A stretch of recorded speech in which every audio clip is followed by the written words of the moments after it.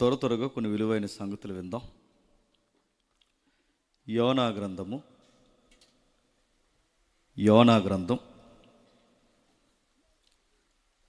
మొదటి అధ్యాయం. యోనా గ్రంథము మొదటి అధ్యాయం మొదటి 12 వచనాలు చదువుకుందాం. యెహోవా వాక్కు అమిత్తయి కుమారుడైన యోనాకు ప్రత్యక్షమై ఇలాగూ సెలవిచ్చెను. నినెవే పట్టణస్థుల దోషము నా దృష్టికి ఘోరమైన గనక నీవు లేచి నినెవే మహాపట్టణమునకు పోయి దానికి దుర్గతి కలుగునని ప్రకటింపుము. అయితే యెహోవా సన్నిధిలో నుండి తర్షీషునకు పారిపోవాలని యోనా యొప్పేకు పోయి తర్షీషునకు ఒక ఓడను చూసి ప్రయాణమునకు కేవి ఇచ్చి యెహోవా సన్నిధిలో నిలవక ఓడవారితో కూడా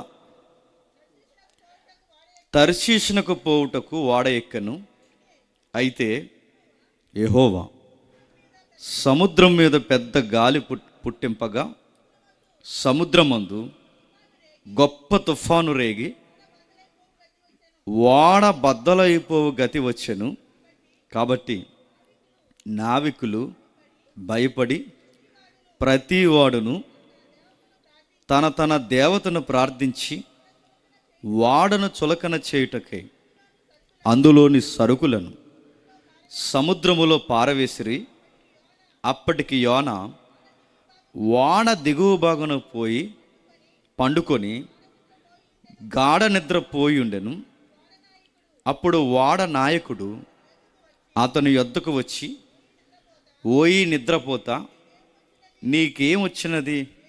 లేచి నీ దేవుణ్ణి ప్రార్థించుము, మనము చావకుండా ఆ దేవుడు మన యందు కనికరించునేమో అనెను.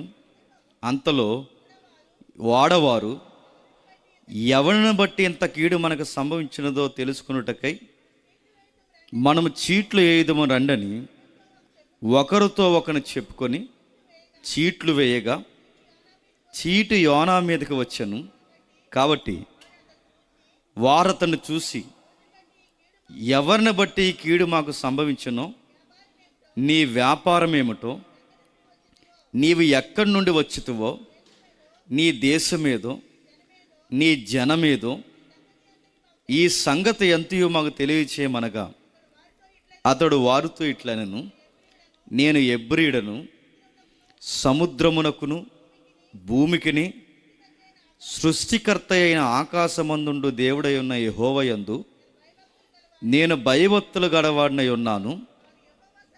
తాను యెహోవా సన్నిధిలో నుండి పారిపోచున్నట్టు అతడు ఆ మనుషులకు తెలియజేయుండెను గనుక వారు ఆ సంగతి తెలుసుకొని మరింత భయపడి, నీవు చేసిన పని ఏమని అతన్ని అడిగారు. అప్పుడు వారు, సముద్రము పొంగుచున్నది, తుఫాను అధికమగుచున్నది, సముద్రం మీద మా మీదకు రాకుండా నెమ్మనుంచినట్లు మేము నీకు ఏమి చేయవాలని అతను అడగగా, యోనా, నన్ను బట్టి గొప్ప తుఫాను మీ మీదకు వచ్చినని నాకు తెలిసి ఉన్నది. నన్ను ఎత్తి సముద్రములో పడవేయుడి, అప్పుడు సముద్రము మీ మీదకు రాకుండా నెమ్మలించునని వారితో చెప్పాను. ఆగుదాం. చివరి వరకు నా మాటలు వినబడుతున్నాయా? చిన్న మోగజాయి చేయండి. వినబడుతున్నాయి? ఓకే, జాగ్రత్తగా విందాం. చదివిన వాక్య పట్టణాన్ని చూస్తున్న వెంటనే మనకు అనిపించవచ్చు, మాకు తెలుసు కదా యోనా కోసం అని. సండే స్కూల్ నుంచి వినేహం మాకు తెలియదు ఏంటని. కానీ మనకు తెలియాల్సినవి ఉన్నాయి, మనం నేర్చుకోవాల్సిన సంగతులు ఉన్నాయి. ముఖ్యంగా ఈ లెంట టైంలో కావాల్సిన కీలకమైన సన్నివేశాలు ఇక్కడ నమోదు చేయబడ్డాయి. రాయబడిన సంగతులు మీరు జాగ్రత్తగా చూస్తే యోనాను గూర్చి ఒక ప్రత్యేకమైన గ్రంథం నమోదు చేయబడింది. నిజానికి ఇక్కడ మనకి అట్రాక్షన్గా కనబడేది నేను నినేవే అనుకోను, కానీ మనకు కనబడేది యోనాయే. ఏముంది దీని వెనకాలంటే ఇప్పుడు కనీసం 12 వచనాలు చదివాం. ఎందుకు చదివాం? ఎందుకంటే రైట్ టీచింగ్, సౌండ్ డాక్ట్రిన్, సరి అయిన హితబోధన దేన్ని అంటారంటే, ఒక సందర్భాన్ని బైబిల్లో మనం చదువుకున్న తర్వాత దాన్ని పూర్తిగా చదవాలి. అక్కడ కాంటెక్స్ట్ ఏం రన్ అవుతుందో దాన్ని పూర్తి పరిగణలోకి తీసుకొని దీన్ని అర్థం చేసుకోవడానికి సపోర్ట్ రెఫరెన్స్ తీసుకోవాలి తప్ప, ఇక్కడ రెఫరెన్స్ చూసి మళ్ళీ అక్కడికి పోయి అక్కడి నుంచి మళ్ళీ ఇంకో లాంగ్ జంప్ చేసి అటు నుంచి అటాల పోతే నేనేం చెప్పానో నాకు తెలియదు, మీరేమన్నారో మీకు తెలియదు. ఈ గ్రంథం నుంచి అందరికీ గుర్తున్నది ఏదైనా ఉందంటే ఒకటే, ఎడి చెప్పిన చేప యోనాన్ని మింగేసింది అంతే. ఇంతకు మించిన సంగతులు ఈ గ్రంథంలో లేవా? ఎందుకు లేవు? మాట్లాడుకోవడం మొదలు పెడితే సంవత్సరం మాట్లాడుకోవచ్చు ఈ గ్రంథం యొక్క హిస్టరీ. అనేకమైన సంగతులు ఉన్నాయి. ఇవన్నీ మనం మాట్లాడుకోవద్దు, కానీ బ్రీఫ్ మాట్లాడుకుందాం. ఏంటి? యెహోవా చెబుతున్నాడట, అమిత్తే కుమారుడిని యెహోవా ప్రత్యక్షమే ఇలా చెప్తున్న ఆ కుమారుడికి ఇలా చెప్పాడు, నినేవే పట్టణస్థుల దోషము నా దృష్టికి ఘోరమాయ్. ఏ పట్టణం అది? నినేవే పట్టణస్థుల దోషం. ప్రశ్న, నినేవే పట్టణస్థుల దోషం యెహోవా దృష్టికి ఘోరమైందంటే ఎందుకు ఘోరమైంది? ఏంటి దాని స్థితిగతులు? మీకు ఓపుకుంటే ఇంటికి వెళ్ళిన తర్వాత చదవండి చరిత్ర. ఆ పట్టణాన్ని ప్రారంభించినోడే ఒక వంకరోడు. అసలు ఆ పట్టణం పేరే నినేవే అనే ఆ పురం ఏదైతుందో, పట్టణం ఏదైతుందో దాని మూలాల సాంప్రదాయాలు ఎక్కడుంటాయంటే, చరిత్రలో ఒక వంకరోడు పెద్ద టవర్ కట్టాడు తెలుసా? టవర్ మీన్స్ బాబేలు గోపురం. ఆ బాబేలు గోపురం కడుతున్నప్పుడు చాలామంది నాయకులు ఉన్నాడు. ఆ నాయకుల్లో యాక్టివ్ మెంబర్ ఎవరంటే చెప్పండి, నిమ్రోద్. అంటే ఈ నినేవే పట్టణాన్ని లేదా ఈ నినేవే సామ్రాజ్యాన్ని ప్రారంభపు పునాదులు వేసింది, శంకుస్థాపన చేసింది ఆడేనంటే ఆడే. చూస్తారు ఒకసారి ఆదికాండం, ఒకసారి ఆదికాండం రండి. ఆదికాండము 10వ అధ్యాయం, ఆదికాండము 10వ అధ్యాయం, ఆదికాండము 10వ అధ్యాయం. చాలా జాగ్రత్తగా కొంచెం విందాం. ఆదికాండము 10వ అధ్యాయం సందర్భం అర్థం కావడానికి మనం సుమారు 9వ వచనం నుంచి చదువుదాం. అతడు ఎవరతడు? 8లో కూసు నిమ్రోదును కనెను. అతడు భూమి మీద పరాక్రమశాలి ఉండుట ఆరంభించను. అతడు యెహోవా ఎదుట పరాక్రమ గల వేటగాడు కాబట్టి యెహోవా ఎదుట పరాక్రమ గల వేటగాడు వలె నిమ్రోది వలె లోకోక్తి కలదు. సేనారు దేశంలోని బాబేలును, ఎరేకు, అక్కాదు, కల్నే అనే పట్టణములను అతని రాజ్యానికి మొదలు ఆ దేశంలో నుండి అస్సూరుకు బయలుదేరి వెళ్ళి నినేవేను, రహాబోతీరును, కలాహును, నినేవేకు కలాహు మధ్య ఉన్న రెస్సీనును కట్టించెను. ఇది ఆ మహాపట్టణం. అంటే మీకు అర్థమవుతుందో లేదో, ఇక్కడ రాయబడిన సంగతులు మీరు చూడండి. నినేవే పట్టణానికి ప్రారంభంగా పునాదులు వేసింది ఎవరంటే నిమ్రోదు. ఆ నిమ్రోదు ఈ పునాదులు వేస్తున్నప్పుడు రాస్తున్నాడు ఏమనంటే, ఈ నిమ్రోదు మహాసామ్రాజ్యాలు ప్రారంభించాడట. ఆ మహాసామ్రాజ్యాల్లో పురాతనమైన సామ్రాజ్యం ఏంటంటే అస్సూరు సామ్రాజ్యం. అక్కడ ఉందో చూడండి, ఏంటది? అస్సూరు. అంటే బాబేలు సామ్రాజ్యానికి ముందున్న సామ్రాజ్యం ఏంటంటే అస్సూరు సామ్రాజ్యం. ఆ అస్సూరు సామ్రాజ్యం ఎందుకు అక్కడ ప్రారంభం? అస్సూరు అంటే ఒక దేవుడు. ఆ దేవుడి పేరు మీద ఒక సామ్రాజ్యం. ఎలాగైతే మన ఇండియాలో అడగకండి డీటెయిల్గా దేవుడి పేరు మీద రాజ్యం అని ఎలాగైతే అంటారో ఉందిగా, ఏ రాజ్యం అని అడగకండి. అలాగే వాళ్ళకు కూడా అస్సూరు సామ్రాజ్యం అంటే వాళ్ళ దేవుడి పేరు మీద సామ్రాజ్యం అన్నమాట. వాళ్ళ దేవుడి పేరు మీద సామ్రాజ్యం వస్తే వాళ్ళు ఎలా వచ్చారంటే ఆ 10వ అధ్యాయం డీటెయిల్స్ మనకు వస్తుంది. ఆ మొదటి వచనంలో నోవహు కుమారులు సేము, యాపెతు అనువారు జలప్రలయం తర్వాత వారికి కుమారులు పుట్టిరి. ఆ ఎవరెవరికి సేము, హాము, యాపెతు ఎవరైతే ఉన్నారో హాము సంతతికి చెందిన వాడే ఎవరు చెప్పండి? నిమ్రోద్. ఇంకా మీకు బాగా అర్థం కావాలంటే జలప్రలయం వచ్చిన తర్వాత ప్రపంచం అంతా మునిగిపోతున్నప్పుడు, అంటే భూమి మీద ఉన్న మిక్కిలి పర్వతాలన్నీ మునిగిపోయాయి. భూమి మీద భూమి మీద ఉన్న గొప్పదైన ప్రతి మిక్కిలి పర్వతం మునిగిపోయినప్పుడు ఈ దేవుడు ఆ ఒక్క కుటుంబాన్ని కాపాడడానికి, నోవహు కుటుంబాన్ని కాపాడడానికి ఒక వాడ తయారు చేయమన్నాడు. ఆ వాడలోనికి 8 మంది ఎక్కిన తర్వాత సరిగ్గా నీటి అద్దడి తగ్గుతున్న టైంలో వాడ అరారాతు కొండ మీద ఆగింది. చాలామంది అడుగుతున్నారు ఏమనంటే, నిజంగా జలప్రలయం వచ్చిందా అంటే, వాడ ఉంది అక్కడ. ఎక్కడ? అరారాతు కొండ. అరారాతు కొండ ఉంది, కొండ మీద వాడ జాడుంది.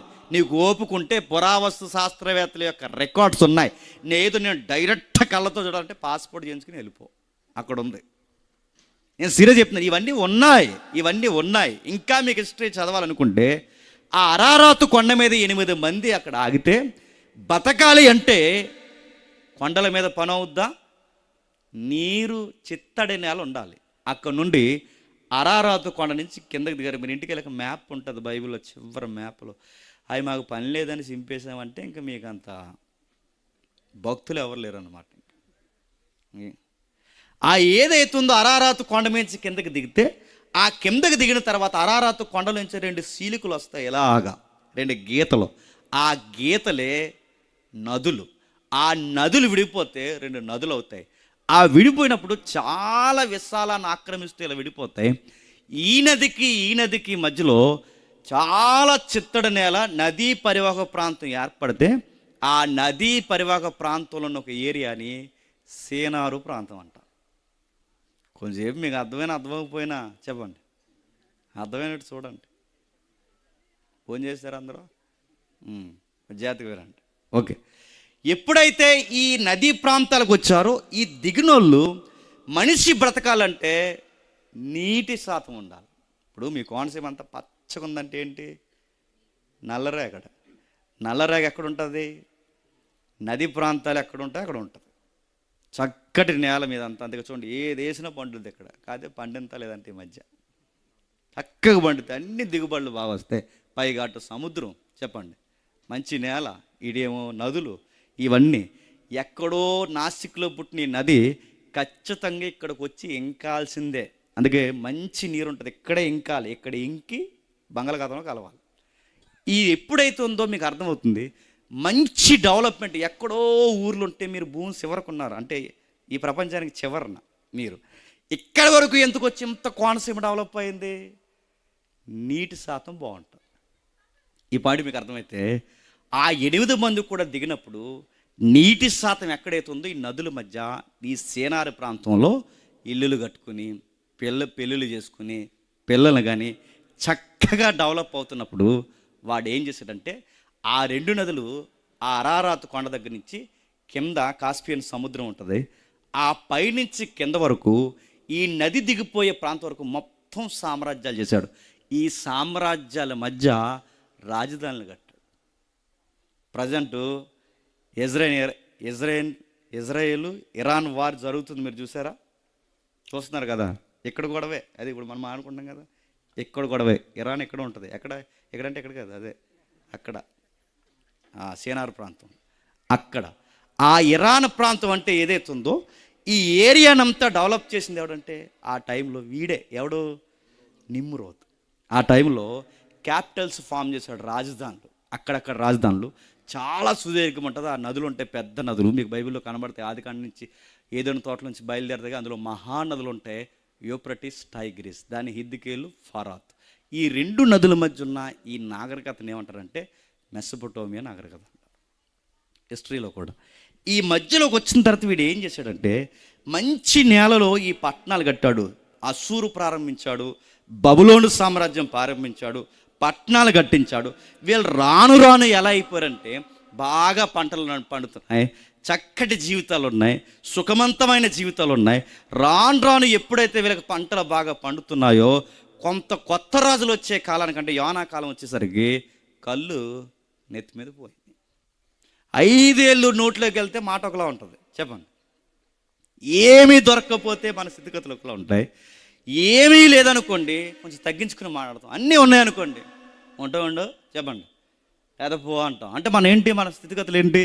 మనిషి బాగుంటే ఒకలాగా, చెప్పండి, బాగోకపోతే ఒకలాగా. అందుకే తెలుగులో సామెత, అందితే జుట్టు ఎవ్వారం. ఇది ఎప్పుడు గుర్తుపెట్టుకోండి.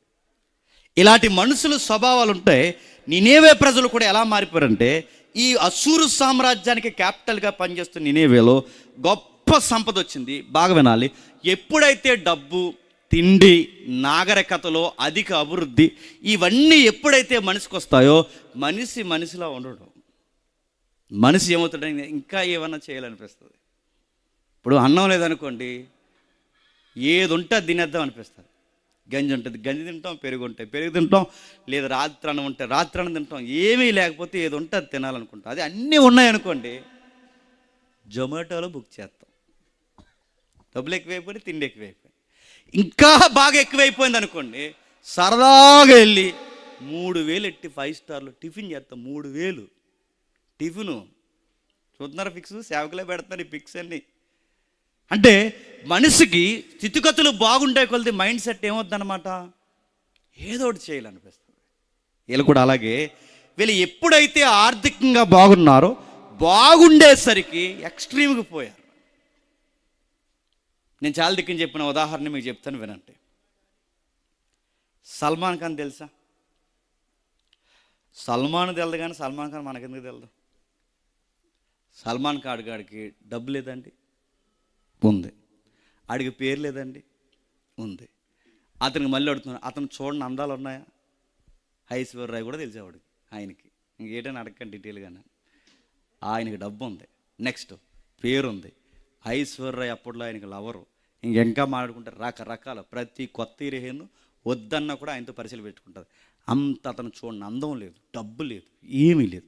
అన్నీ ఎక్కువైపోయి ఈడు అనిపించింది వీడికి ఇంకా ఏదన్నా డిఫరెంట్గా చేయాలని ఓ తుఫాకీ తీసుకొని అడవిడికిపోయి జింకను కాల్చేసాడు. మనిషికి అలా ఉంటుంది అనమాట. అంటే ఏదో ఒకటి చేయాలి. ఆ జింకను కాల్చేసి ఏం చేశాడు? కాల్చుకుని తినేసినట్టు. ఆడు వండమంటాడు, చాలా మాసాలు వండుతారు. కానీ వీడికి ఎందుకంటే హంటింగ్కి వెళ్ళాలి, ఏదో ఒకటి చేయాలి, కాల్చాలి, ఆ కాల్చుకునేది నేను తినాలి. ఈ బుద్ధి ఎలా వచ్చిందంటే, ఆడు డబ్బు నడుతున్నాడు, డబ్బుని చూసేసాడు, అందాన్ని చూసేసాడు, సుఖాన్ని చూసాడు, అన్నీ చూసాడు. ఇప్పుడు చూడాల్సింది ఏంటంటే, ఆడు చేతితో ఒక జీవిని సంపని చూడాలనుకున్నాడు. ఇంకా డబ్బున్న వాళ్ళు ఏం చేస్తారో తెలుసా? అందుకే అన్నీ తినేసారు డబ్బున్న వాళ్ళు. ఈ మధ్య మీరు గొడవలు చూస్తున్నారు లేదో, ట్రంప్ తాత కానీ ఇంకా ఏ తాత ఉన్నాడు నన్ను అడగండి. ఈ తాతలందరూ కలిసి ఒకరిని కలిశారు. ఆడి పేరు నన్ను అడగండి, తర్వాత చూడండి, ఎందుకంటే తాత ఉన్నాడుగా. ఈ అడిగిన తర్వాత మీరు చూడండి, ఎవరైతే ఉన్నాడో ఈ తాతలందరూ కలిసి, ఎలన్ మస్క్ కానీ, ఫేస్బుక్ అధినేత కానీ, ఇంకా ఎవరైతే ఉన్నారో యూట్యూబ్ అధినేత కానీ, ఇంకా ట్విట్టర్, గూగుల్ ఎవరైతే ఉన్నారో ఈ రన్ చేస్తున్న డబ్బు ఉన్నవారు, ఇంకా అక్కడి వరకు ఎందుకు బిల్ గేట్స్ కానీ, మన రిలయన్స్లో ఉన్న అనిల్ అంబానీ కానీ, అనిల్ గారి ద్వారా తాత కానీ, వీళ్ళందరూ కలిసి ఒకరిని కలిసారట. మిగిలిన కొంతమంది మర్మగర్భంగా ఉన్నారు. ఆ బ్రిటన్ రాజు కానీ, ఎవరైతే షేకులు, నవాబులు ఎవరైతే ఉన్నారో వాళ్ళ మూలాలు కానీ, ఇంక వీళ్ళు ఏడన్నా అందరూ ఉన్నారండి. ఆ ఒక్కడిని కలిశారు. ఆ ఒక్కడెవడో మీకు తెలుసు. ఆడిని కలిస్తే ఈవెన్ స్టీఫెన్ హాకింగ్ కానీ వీళ్ళందరూ కలిసి ఏం చేశారంటే, కొంతమంది అంటే ఇందులో మన కొన్ని పేర్లు పక్కన పెడితే ఏం చేశారంటే ఇంక అన్నీ తినేశారట. ఇంక కొత్తగా ఏమన్నా తినాలని చిన్నపిల్లల్ని వండుకుని తినేశారు. ఏమనాలి చెప్పండి? చిన్నపిల్లల్ని ఎఫ్స్టీన్ అని వింటున్నారు లేదా? ఎఫ్స్టీన్ ఫైల్స్ అంటే చిన్నపిల్లల్ని కూడా వండుకుని, అంటే రక్తం తాగేశారు, పిల్లల్ని తినేశారు. ఎందుకంటే ఇంకేదన్నా చేయాలి, వాళ్ళకి ఏమొస్తుందంటే బాగా బతకాలి, యవ్వనంగా ఉండాలని చిన్నపిల్లల రక్తాన్ని తాగారు. చిన్నపిల్లల రక్తం తాగితే యవ్వనంగా ఉంటారంటే వాళ్ళకి దిక్కుమాలిన మెడికల్, మరి ఎవరు చెప్పాడో తెలియదు కానీ ఆ దిక్కుమాలిన మెడికల్ సైన్స్ ఏంటంటే, పిల్లలనట బాగా కోపం వచ్చి బాగా ఇబ్బంది పెడతాయి. ఆ క్లిప్స్, ఆ ఫైల్స్ అన్ని బయటకు వచ్చాయి. వాళ్ళని బాగా కోపగించి వాళ్ళని గిల్లి కోపం రేపితే, ఆ టైంలో వాళ్ళ కోపంతో ఉద్రేకంతో ఉన్నప్పుడు వాళ్ళ బ్లడ్లో విచిత్రమైన ప్లాస్మా రిలీజ్ అవుద్దట. ఆ బ్లడ్ని వాళ్ళు తాగితే ఈ ముసలి మొక్కలన్నీ యంగగా ఉంటారని నమ్మారంట. వాళ్ళ బ్లడ్ తాగేసి వీళ్ళందరూ ఏం చేశారట, తర్వాత వండుకుని తినేశారట. మీకు ఏమర్థమవుతుంది? మనిషిని దేవుడు కొన్నిసార్లు ఎక్కడ ఉంచాలో అక్కడ ఎందుకు ఉంచుతాడంటే, అంతకన్నా పైకి తీసుకెళ్తే ఏమవుతాడు చెప్పండి? చెడిపోతాడు. నీనేవే పట్టణం కూడా అంతే. వాళ్ళు నది పక్కన ఉన్నప్పుడు బాగానే ఉన్నారు, వాళ్ళ నది దగ్గర పంటలు పండించుకున్నప్పుడు బాగానే ఉన్నారు. కానీ టౌన్ ఫామ్ చేశారు సార్, సిటీ కల్చర్లోకి ఎప్పుడైతే వచ్చారో ఎక్స్ట్రీమ్కి పోయారు. ఇక మాట్లాడుకోవడానికి ఇంక అబద్ధాల అడ్డు అదుపు లేవు, దొంగతనాల అడ్డు అదుపు లేవు, దోచుకోవడం అడ్డు అదుపు లేదు. ఇక నీతి బలత్కారమా నడుతున్నారు, నీతి మర్చిపోయారు. బలత్కారము, దుర్మార్గత, బలమున్నవాడిదే సామ్రాజ్యం అయిపోయింది. ఇలాంటి పెట్టేగిపోయి ఒక సొసైటీ ఫామ్ అయితే పేదోడు ఏడుస్తున్నాడు, బలహీనుడు ఏడుస్తున్నాడు, బలవంతుడు నవ్వుతున్నాడు. ఈ ఏడుపులు, పెడబొబ్బులు, ఈ పాపం పెట్టరేగుతున్న ఈ యొక్క వాతావరణం గుప్పున దేవునికి కనబడింది. అప్పుడు దేవుడు వెళ్ళి వార్నింగ్ ఇమ్మన్నాడు పాస్టర్ గారు. నా పాస్టర్ గారి పేరు యోనా పాస్టర్ గారు. యోనా పాస్టర్ గారు చెప్పాడు. ఏమని చెప్పాడంటే, ఎల్లు చెప్పు, నేను చెప్తున్నాను ఏమనంటే, రాసి పెట్టుకోండి, 40 daysలో మీ సిటీ డిస్ట్రాయిడ్ అయిపోద్ది, ఎగిరిపోద్ది, 40 రోజుల్లో మీ పట్టణం నాశనం అయిపోద్దని యోనా వెళ్ళి ప్రకటించవయ్యా అంటే ప్రకటించకుండా వాడెక్కిపోయాడట. నా ప్రశ్న నేను చాలా మంది దగ్గర విన్నాను, రాంగ్ ఎక్స్ప్లెనేషన్ ఇచ్చారు. మిమ్మల్ని అడుగుతున్నాను, చెప్పండి ప్రశ్న, ఎందుకు వాడెక్కిపోయాడు? అరే సాక్షాత్తు దేవుడే వచ్చి నువ్వు వెళ్ళి ప్రకటన చేయంటే అది ఎంత భాగ్యం అండి. ఇలాంటి మీటింగ్లో ఎవరైనా ప్రసంగికుడు నేరుగా వాక్యం మాట్లాడుతున్నప్పుడు ఎవరైనా ఒక వ్యక్తికి నేరుగా వాక్యం తగిలితే అన్నీ వదిలేసి సేవకు వచ్చేసిన వాళ్ళు ఉన్నారు తెలుసా? ఎందుకు? ఈ రాత్రి దేవుడు నాతో మాట్లాడాడండి. కలలో చూచాయిగా కనబడితేనే అన్నీ వదిలిచ్చేసిన సేవకు వచ్చేసిన సేవకులు ఉన్నారు. కొన్ని ప్రసంగాలు నేరుగా తగిలితే అన్నీ వదిలి సేవకు వచ్చేసిన వాళ్ళు ఉన్నారు. కానీ అడుగుతాను, ఇక్కడ కలలో కనబడలేదు, పరోక్షంగా ప్రసంగంలో వినబడలేదు. దేవుని వాక్యే నేరుగా యోనాకు వచ్చి వెళ్ళి సువార్త చేయమని దేవుడే డైరెక్ట్ కమ్యూనికేషన్ ఉంటే ఎల్లని అంటున్నాడంటే ఏమనుకోవాలి? లెక్కలేని తనం అనుకోవాలా? రెక్లెస్ అనుకోవాలా? 3వ పాయింట్ ఇంపార్టెంట్, దేవుడు లోకువైపోయాడా? కొన్నిసార్లు అందకండా ఉంటేనే గౌరవంగా ఉంటాం. నీకు అర్థమైందా? వచ్చిన పెళ్ళైన కొత్తలో అత్తగారిని అత్త అందో, చెప్పండి చెప్పండి చెప్పండి, బర్లేదండి, అత్తమ్మ అంటది. తర్వాత గొడవ అయితే 4 years తర్వాత చెప్పండి, ఈ పనికి మళ్ళీ దాంతో పల్లాపోతున్నాం అంటాడు. అందుకే కొన్నిసార్లు పెళ్ళైన తర్వాత పెద్దోళ్ళు ఎందుకు కొంచెం దూరం పెడతారంటే, కొన్నిసార్లు డిస్టెన్స్ ఉంటేనే చెప్పండి గౌరవం ఉంటుంది. కొన్నిసార్లు అలవాటు అయిపోయాను లోకంటే విలువ మర్చిపోతారు. నేను అడుగుతాను, గౌరవం మర్చిపోతారు.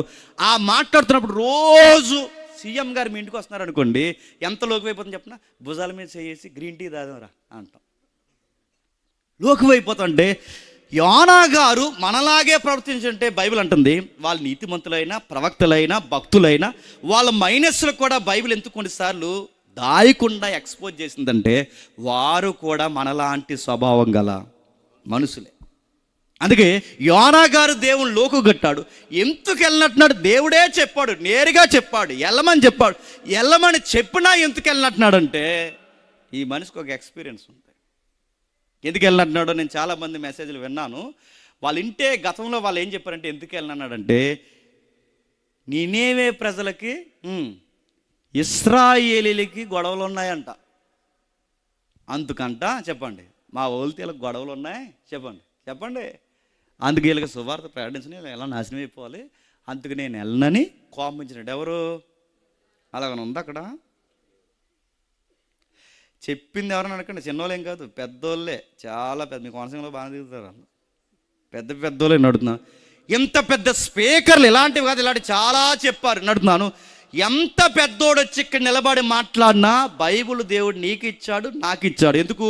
ఆ మనిషి అలా చెబుతున్నాడు, చెక్ చేసుకోవాల్సిన బాధ్యత నీది.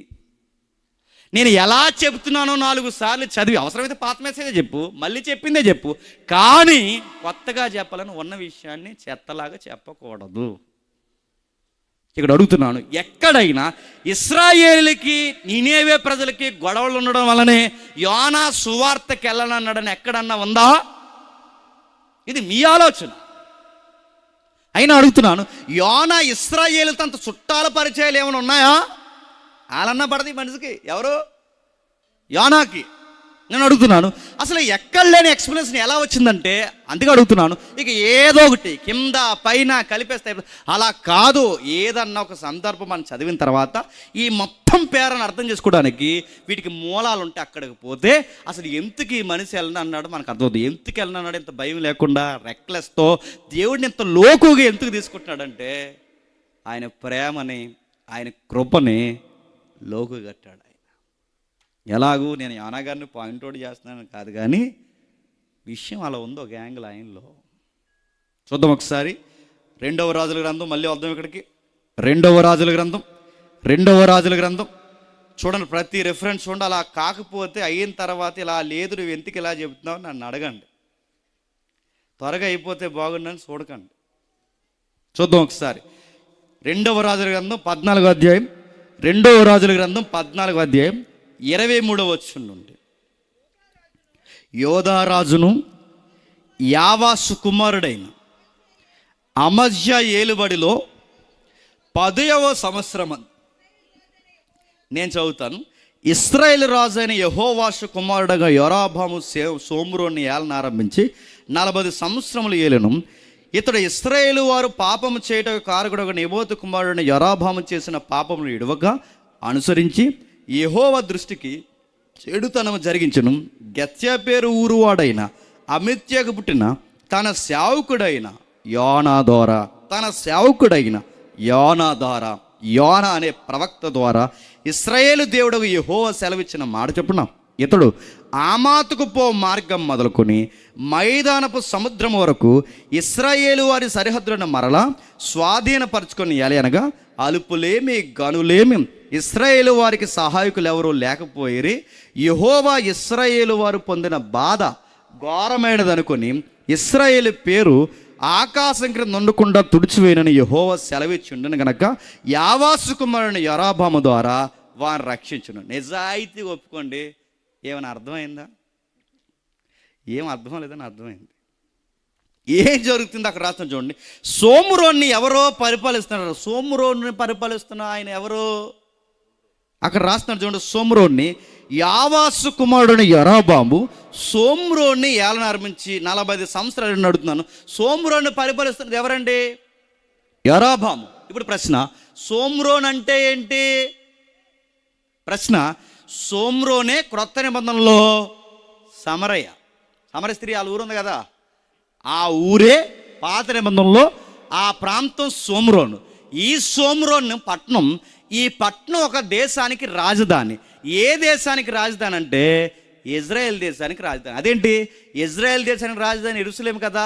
ఇజ్రాయెల్ దేశానికి రాజధాని సోమ్రోను ఉండడం ఏంటంటే ఇజ్రాయెల్ దేశానికి రాజధాని ఇజ్రాయెల్ దేశానికి రాజధాని యెరూషలేము కాదు, ఇజ్రాయెల్ దేశానికి రాజధాని సోమ్రోను.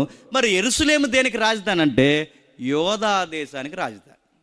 ఏ దేశం అంటే యోధా దేశం వేరు, చెప్పండి, ఇజ్రాయెల్ దేశం వేరు. ఎందుకు ఎలాగ అయిపోయిందంటే తలకాయలకి తిరగలేక అయిపోయింది దేశం. అలాగా ఎలాగైపోయింది?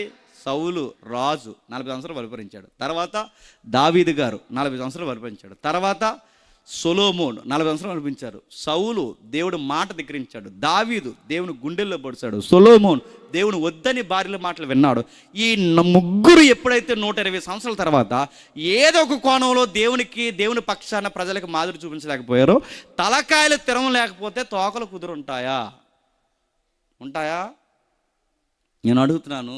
రాత్రి చెప్పాను, మళ్ళీ మీకు చెప్తున్నాను వినండి. సంఘ పెద్దలే తాగేసి ఊగేశారు అనుకోండి, సంఘంలో ఉన్న ఎవడొస్తులు ఏం చేస్తారు చెప్పండి? అల్లాడేస్తారు. ఇంకేం ఆపగలం వాళ్ళని? ఆపుతామా? నేను అడుగుతున్నాను. ఏళ్ళే తలకాయలకే తిరం లేకపోతే కిందోళ్ళు కుదురుంటారా? అలాగే దావీదు తర్వాత సొలొమోను గారు తర్వాత ఎప్పుడైతే యెహోవా భయభక్తులు 12 గోత్రాల మధ్య కరువయ్యాయో వంకరులు ఇద్దరు తెర మీదకి వచ్చారు. ఆ వంకరులు ఇద్దరు పేర్లే యరాబాము, రెహబాము. అంటే ఈ యరాబాము రెహబాము ఏం చేశాడు? యరాబాము గడేమో 10 గోత్రాలు పట్టిపోయాడు, రెహబామేమో 2 గోత్రాలు పట్టిపోయాడు.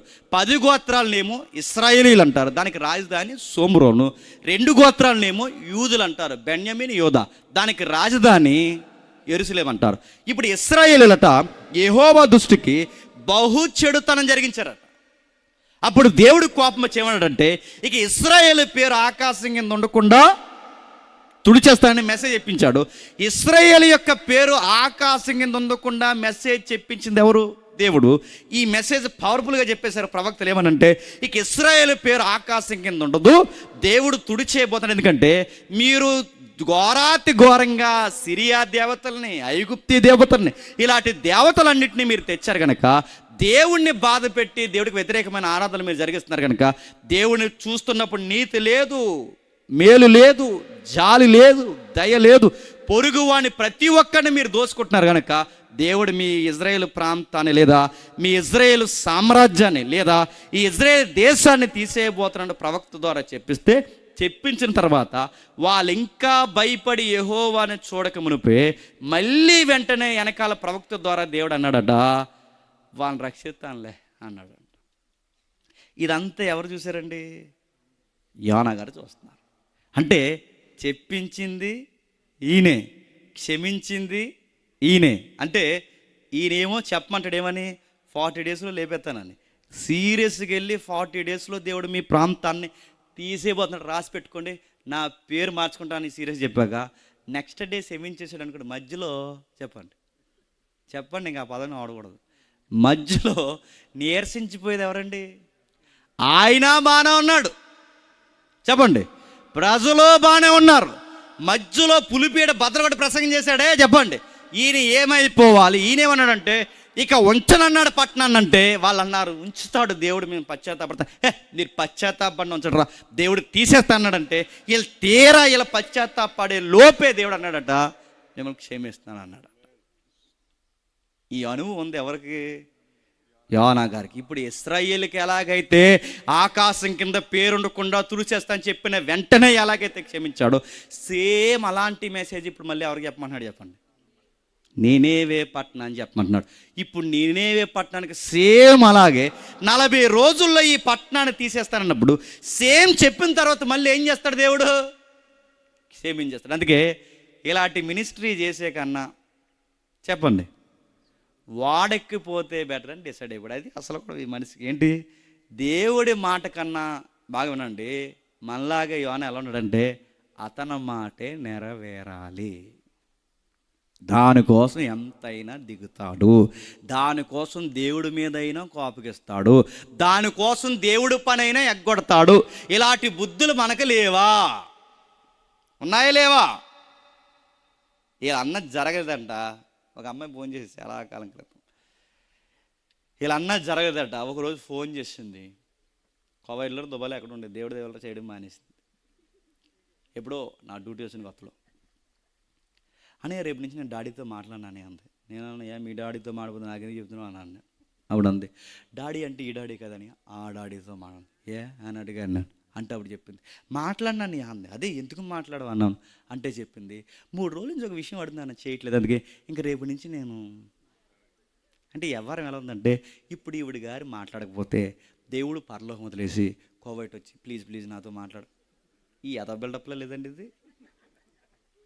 ముల్లోకాల్ని పరిపాలించే దేవుడట, ఇప్పుడు ఈవిడ గారు మాట్లాడకపోతే పరలోకంలో కంగారు అయిపోయి దేవదూతను కొంచెం సైలెంట్ కూడా మా పిల్ల మాట్లాడతా అంటాడా? దేవుని లోకు కట్టడం కాదు. చూస్తున్నారా సాక్ష్యాలు మీరు? ఉల్లిపాయలు దొరకకుండా చేశాడు దేవుడు, చూసారు లేదా?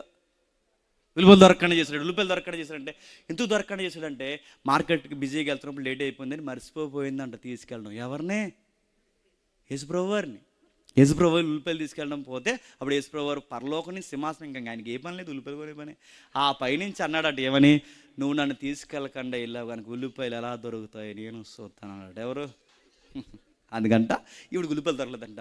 అందుకు సాక్ష్యం చెప్తుంది మై కట్టుకుని, ఉల్లిపాయలు దొరకకుండా చేసావు కదా, నాకు తెలుసు నువ్వే చేసావు అంటుంది. ఎవరిని? ఇలాగైపోయారేంటి అనిపిస్తుంది నన్ను చూస్తుంటే. నా మాట మీకు అర్థమవుతున్నాయి లేదు?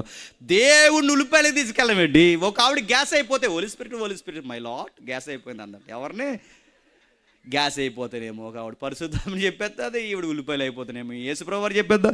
ఈ బుద్ధులు ఈ రోజుకి, యోనాకే కాదు, ఈ రోజుకి మనుషులకు ఉన్నాయా లేదా? దేవుడి మీద కోపగించడం ఏంటండి? ఏమన్నా అంటే చచ్చి మానేసోళ్ళు ఉన్నారు తెలుసా? రావండి చర్చికి అన్నారు. పెద్దలు మానేశారు కొంతమంది చర్చికి రావడం. ఎందుకు మానేశారంటే పాస్టర్ గారి మీద కోపించారు ఏకంగా. ఎందుకంటే పాస్టర్ గారి మీద ఎందుకు కోపించారంటే, పాస్టర్ గారు క్రిస్మస్ కేక్ కట్ చేసినప్పుడట ముందు ఇలా కట్టకుండా ఏపులు కట్టాడు, అందుకే ఇలా దిగి వెళ్ళిపోయారండి. అబ్బా, కేక్ కోసం మాట అర్థమవుతున్నా, కేక్ కోసం కోపించండి అంటున్నాను. ఎంత సీపుగా దేవుని సన్నిధిని కానీ, దేవుని యొక్క మహిమను కానీ, దేవుని యొక్క ఔన్నత్యాన్ని కానీ ఎంత తక్కువగా దేవుని మీద కోపించడం ఏంటండి. రానంటాడు. ఆడెవడు ఉండేవాడని గతంలో, ఎందుకు రావరా తమ్ముడు చర్చి కంటే, నేను రానని అన్నాడు. నేను బరకాలు వేసాను, కుర్చీలు వేసాను, అన్నీ వేసాను, సేవలో నేను చాలా తిరిగి నేను రానని. ఎందుకు రావరంటే డిఎస్సిలో దేవుడు ఒక మార్క్ ఇవ్వలేకపోయాడు, ఇంక రానని. ఒక్క మార్కులో పోయిందని ఇంక రా.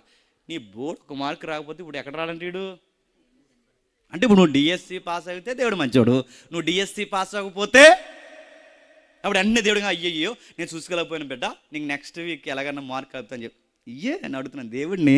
సరిగ్గా దేవుడిని మనం అనుకుంటాం, కీర్తనలు అన్నట్టు దేవుడు మనలాంటి వాడు అనుకుంటాం.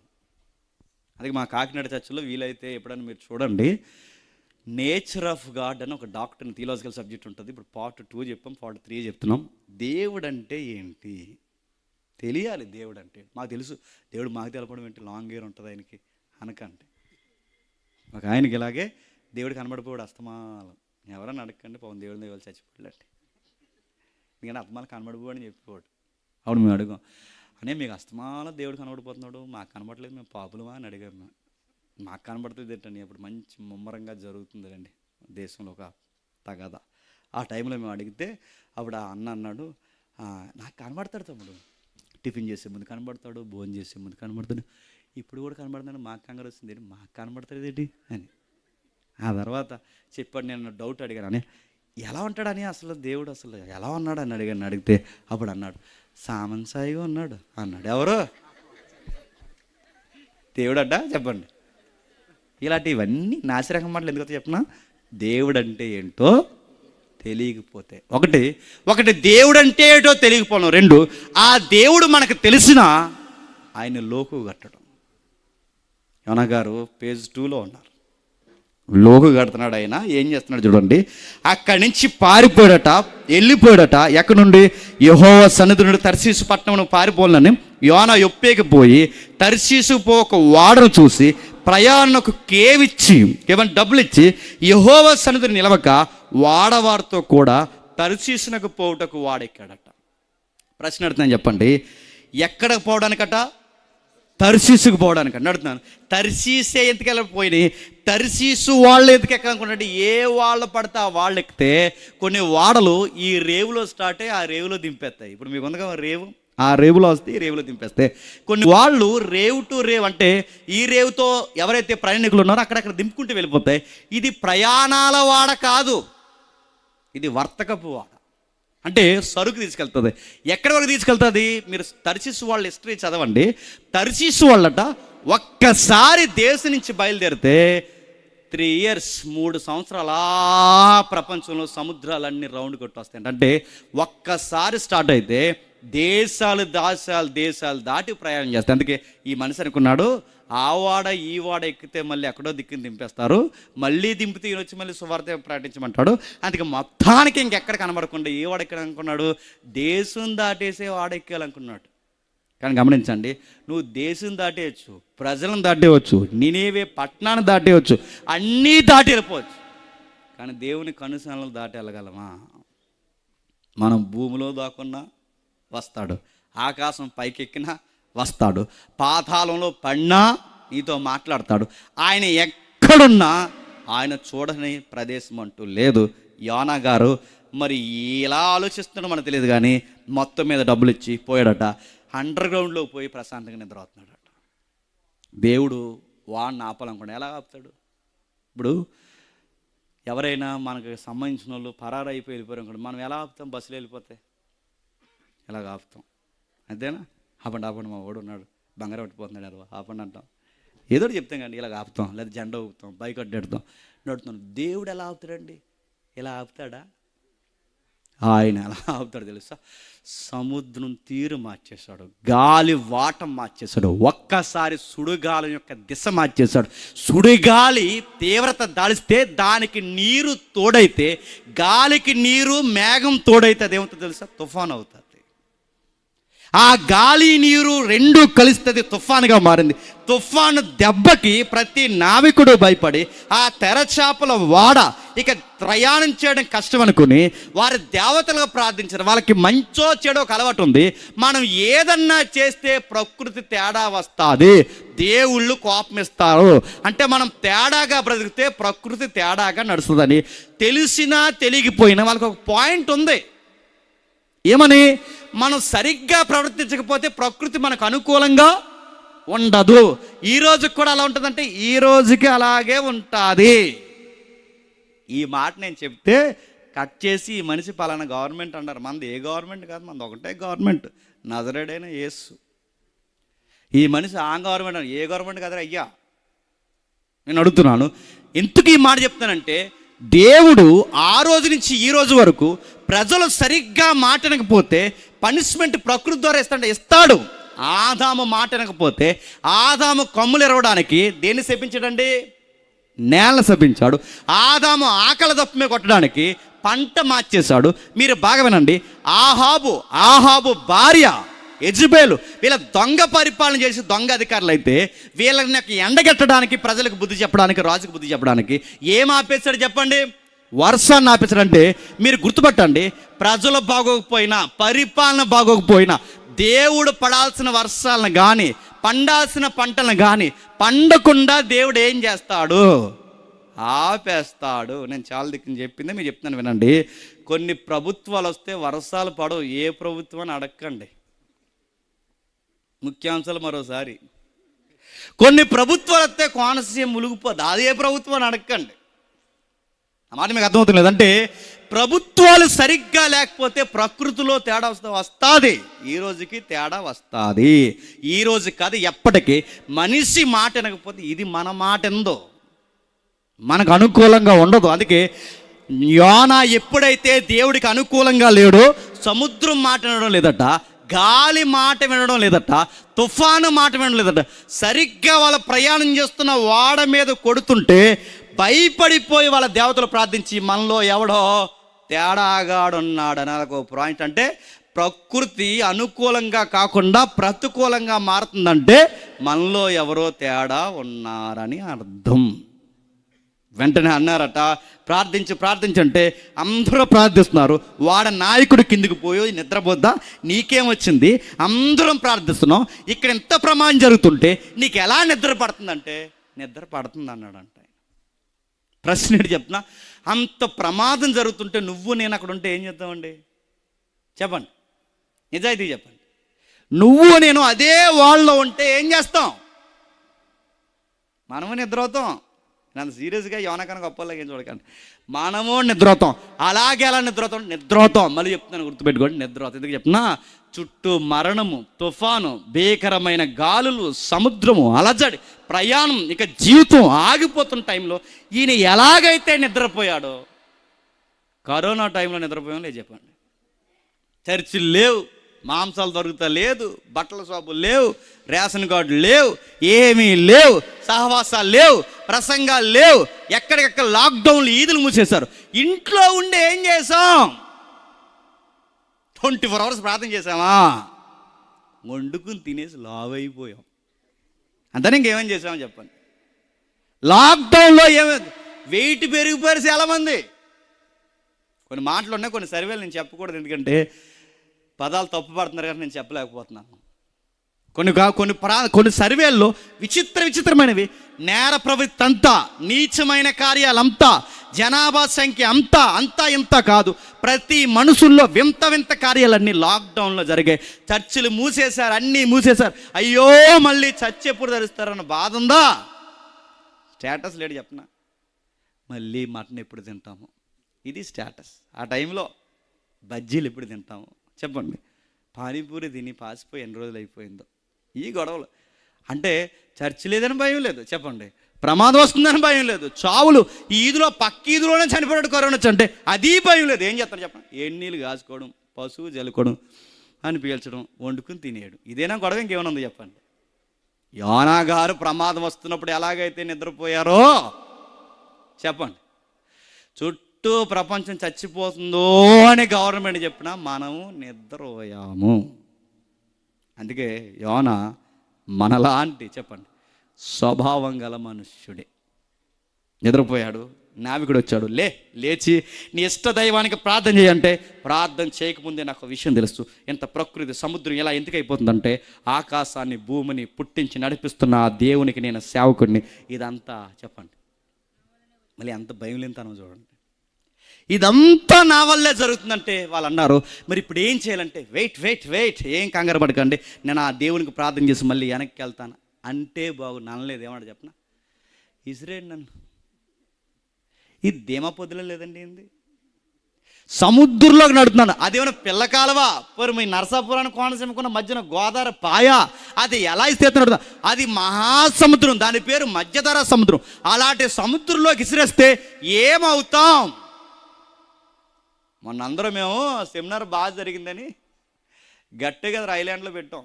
మీరు వచ్చారు కదన్నా, అక్కడ పెట్టాం.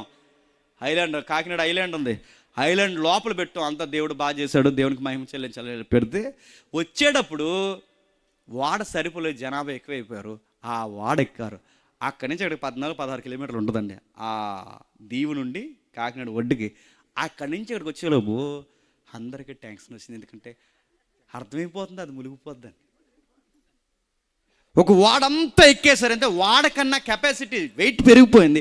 ఈ పెరిగిపోతే ఇది ఇలా ఊగుతుంది. ఈ ఊగుతున్నప్పుడు అందరూ పాట పాడారు, పరదేశులం ప్రియులారా. ఇంక అదే లాస్ట్ పాట. అర్థమైపోయింది ఏంటి, ఎందుకు ఎన్ని అడుగులు ఉంటే చెప్పిన అక్కడ సముద్రం గట్టిగా తిప్పి కొడితే అక్కడి నుంచి ఇక్కడికి మధ్యలో సముద్రం. నేను అడిగాను ఎన్ని అడుగులు ఉంటుందో, ఒకవేళ మన వాళ్ళు మునిగిపోతే ఏడు పరిస్థితి అని అడిగాను. పక్కన మునిగిపోతే ఎంత ఉంటుంది తమ్ముడు లోతు అని అడిగితే 23 అడుగులు ఉంటుందంటే, ఇది ఫోల్ పైన 23 అడుగులు ఉంటుందంటే 23 అడుగులకి ఎంత అల్లాడిపోతే ఆ మనిషి దూకింది ఎందులో చెప్పనా, కొన్ని వందల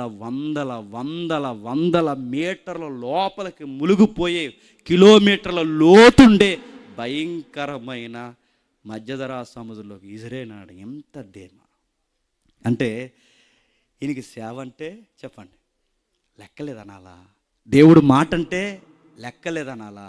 ఇంకా నేను అడుగుతున్నాను, ఆ మాటలన్నీ నాకు ప్రశ్నలే. ఇంకా అంటే ఈయనకి ప్రాణం అంటే ఉంటాం చెప్పండి, పోతాం అనుకుంటున్నాడు. ఏమనుకుంటున్నాడు ఇప్పుడు చెప్పండి. ఇంత ఈజీగా లోపల పడేసిన వెంటనే ఏం జరిగింది చెప్పండి, ఇలా చేప వచ్చి చెప్పండి మీ బంధం ఇంగింది. ఇలా దూకేసిన వెంటనే చేప రాలేదు. ఇంత తిక్కున్న వాడికి తిక్క దించాలా వద్దా చెప్పండి. మాట్లాడితే ఇంట్లో పోయి గల్లెట్టుకోవడం, మాట్లాడితే ఫ్యాన్కి సున్ని బిగించడం, మాట్లాడితే గ్యాస్ కుండగా లీక్ చేయడం, ఇలాంటి పనులు చేస్తే దేవుడు అంత త్వరగా ఏమీ కాపాడ్డో, వంచుకు తీసిపోతాడు ఏమనుకుంటున్నావు. సీరియస్గా చెప్తున్నాను, మీరు మాట్లాడితే ప్రాణం విలువ తెలియకుండా పోతాను అక్కడ పోతాను లారీ మీద ఎల్లు ఏం చెప్తాడు చూద్దుగాని. అప్పుడప్పుడు పురుగుల మంది ఎలా ఎత్తి తాగేస్తానంటే తాకు బిడ్డ అండో తాగు, నీకు ఎలా ఉంటుంది సుక్కలు కనబడలేదు తాగు.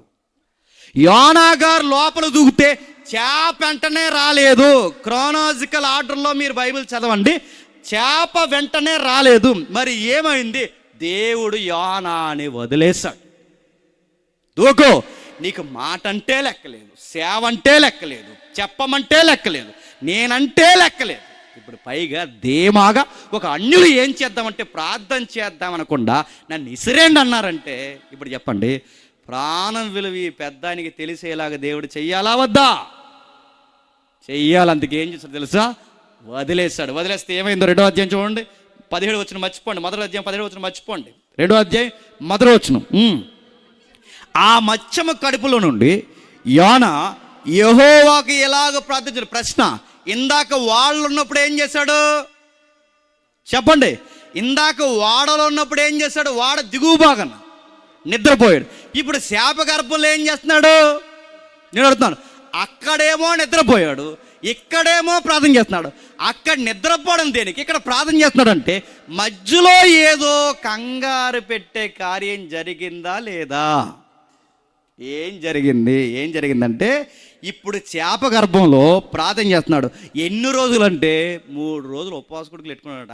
ఆయనే మనం 40 డేస్ కన్నా పవర్ఫుల్ అది. ఏది 3 రోజులు ఎక్కడ ఉపవాస కూడుకులు శాప గర్భంలో పెట్టాడు. ఫాస్టింగ్లో ఉన్నాడు, ప్రేయర్ చేస్తున్నాడు. ఆ ప్రేయర్ చేస్తున్నప్పుడు ఆ ప్రార్థనలో చేప గర్భంలో 3 రోజుల ప్రార్థన ఏంటో తెలుసా? బాగా వినండి, కన్ఫ్యూజ్ అవ్వకండి. 3 రోజుల ప్రార్థన ఏంటో తెలుసా? ప్రార్థనలో ప్రార్థన అంటే ఏ ప్రార్థన? ఇక దూకేసిన తర్వాత దిగిపోయి కిందకు పోయాక కోమాలోకి పోయే ముందుకి చివర్లో చేస్తాడు ప్రార్థన. తప్పైపోయింది ప్రభువా అని ఆ ప్రార్థన జ్ఞాపకం చేసుకున్నావని ఆ ప్రార్థన జ్ఞాపకం చేసుకుని ఆ రోజు ఆ ప్రేయర్ నువ్వు వినకపోతే ఈరోజు ఈ సేవ గర్భంలో నేను ఉండనని ఆ ప్రార్థన ఈ 3 రోజుల ప్రార్థనలో చెప్పండి జ్ఞాపకం చేసుకుంటే ఏమని జ్ఞాపకం చేస్తాను చూడండి. ఎవరిస్తున్నాడు? నేనేమని ప్రార్థన చేస్తానంటే, నేను ఉపద్రవంలో ఉండి యెహోవా మనవచ్చేయగా ఆయన నాకు ప్రతిదిన ఉపద్రవంలో ఎక్కడున్నాడండి? వాళ్ళలో ఉన్నాడా? ఉపద్రవంలో ఎక్కడ ఉన్నాడు? దూకే ఉపద్రవంలో పడ్డాడు, సముద్రం లోపల పడ్డాడు. అది పాతాళ గర్భంలోనికి పోయి కేకలేసినంత దూర ప్రాంతంలోకి మునిగిపోయాను. నీవు నన్ను అగాధమైన సముద్ర గర్భంలో పడేసి నడుతున్నాను. పడేయమన్నాడా? పడేశాడా? చెప్పండి. ఎవరు పడేయమన్నారు? యోనా గారు ఏమంటున్నారు? పడేశాడు. అంటే ఇది క్లారిటీగా మాట్లాడుతుందంటే ఆయన సెలవు లేకుండా నా లైఫ్లో ఏది జరగదు. నేను పడేయమని అన్నా, పడేయడానికి వాళ్ళు రావాలన్నా అనుమతి ఆయన ఇవ్వాలి. నేను పీకల్లోకి మునిగిపోవడానికి ఆయనే నన్ను నా నోట్ల నుంచి ఒప్పించి పడేశాడు. పడిపోయాడు కిందకి. ఆ పడిపోయిన తర్వాత ఏమని జరుగుతుందో చూడండి. కిందకి ప్రవాహములు నన్ను చుట్టుకొని ఉన్నవి, నీ తరంగములను కురులను నన్ను కప్పి ఉన్నవి. నీ సన్నిధిలో నుండి నేను వెలివేయబడి ఉన్నాను. ఈ దూకేకి ఏం జరుగుతుంది చూడండి. నేను తరంగములో, నీవు నన్ను అగాధ సముద్ర గర్భంలో పడవేసి ఉన్నావు. ప్రవాహములు నన్ను చుట్టుకొని ఉన్నవి, నీ తరంగములు నీ కొరలను నన్ను కప్పి ఉన్నవి. నీ సన్నిధిలో నుండి వెలివేయబడినను నీ పరిశుద్ధాలయము తట్టు మరలా చూస్తాననుకొంటిని. అందుకే దూకాను. నా మాట మీకు అర్థమైందా? అంత ధీమాగా వాళ్ళని ఎందుకు పడేయమన్నాడు? పడేసినా చెప్పండి మళ్ళీ దేవుడు నన్ను తీసుకుంటాడు. మళ్ళీ ఆయన సన్నిధి యెరూషలేములో ఉందిగా, ఆ సన్నిధి మళ్ళీ నేను చూస్తాను. మళ్ళీ ఆయన దేవాలయానికి పోయే తప్పైపోయింది ప్రభువా అంటే మళ్ళీ నన్ను నువ్వు చెప్పండి క్షమించేస్తా. అంటే ఈ ఎక్స్పీరియన్స్లో ఇందాక ఇశ్రాయేలు క్షమించాడుగా, అలా క్షమించేస్తాడు. నేను ఎంత ఆయన సన్నిధి దూరం పోయినా మళ్ళీ నన్ను వెనక్కి చెప్పండి తీసుకుంటాడు. అన్ని ధీమాలో దూకాడు. కానీ అనుకున్నది ఒకటి చెప్పండి, జరిగింది ఒకటి. ఏదోలాగా తీసేస్తాం అనుకున్నా కానీ కిందికి వెళ్ళేసరికి ప్రాణాంతం వచ్చినంతగా జలములు నన్ను చుట్టుకొని ఉన్నవి. సముద్రపు అగాధము నన్ను ఆవరించి ఉన్నది. సముద్రపు నాచు నా చలక చుట్టుకొని ఉన్నది. నేను మరి ఎన్నటికీ ఎక్కరాకుండా భూమి గడియలను వేయబడి ఉన్నవి. పర్వతపు పునాదుల్లోనికి నేను దిగిపోయాను. నా దేవా యెహోవా, నీవు నా ప్రాణము కోపంలోని పైకి రప్పించున్నా. ఎక్కడ పోయాడండి? లోపలకు పోయే కొలది నాస్తాను. నాసు ఎక్కడ ఉంటుందండి? అడుగున ఎక్కడో ఉంటుంది. పర్వత పునాదులు అంటే రాళ్ళు తగులుతున్నాయి. అంటే రాళ్ళు ఎక్కడ ఉంటాయండి? కింద ఎక్కడ ఉంటాయి? ఇప్పుడు బాగా వినండి. దూకిన వెంటనే శాప వచ్చిందా? దూకేక మొత్తానికి మట్టం కిందకు పోయాడో చెప్పండి. లోపలికి పోతే నీటిలో ప్రమాదం ఏంటి చెప్పనా? లోపలికి పోయే కొలది ఆక్సిజన్ లెవెల్స్ మొత్తానికి పడిపోతాయి. కిందకు పోయే కొలది నీరుతో వచ్చిన ప్రమాదం ఏంటంటే పైన నీటి పైన దోమలు ఆలుతాయి. చూసారు దోమలు ఏగలు ఎందుకు కాళ్ళు నిలబడితే మనం నిలబడం, అవి నిలబడతాయి. ఎందుకంటే వాటి కాళ్ళకి నీటికి తలతన్యత ఉంటుంది. వాళ్ళు నిలబడుతున్నాయి తలతన్యత అంటారు. నీటి పైన తలతన్యత ఉంటుంది. నీటి కిందకు పోతే ఏమవుద్దంటే నీటికి ద్రవ్యరాశి బరువు ఉంటుంది. ఆ బరువు మీదే చేస్తుంది. నీటితో చాలా డేంజర్ అండి. అన్ని సావులు డేంజరస్ సావు ఏంటి చెప్పిన? నీటిలో పొరపాటున నీటిలో పడ్డారంటే మీరు చూడండి కిందకు పోయారంటే ఎప్పుడైనా శవాలు దొరికితే మీరు చూడండి ఆ శవం ఎక్కడ పడితే అక్కడ ఉంటుంది. మళ్ళీ వాడు ఉబ్బి తేలే వరకు, వాడు బాడీలో గాలి దూరే వరకు నా నీరు అలాగే పెట్టాడిని అక్కడ నొక్కుతుంది. నీరు అంత డేంజర్. నువ్వు మాట్లాడితే నేను నూతిలో దూకేస్తాను. దూకే ఎలా ఉంటుంది చూద్దు. కానీ అందుకే ఏదో స్విమ్మింగ్ పూల్లో కనపడుతుంది దూకు.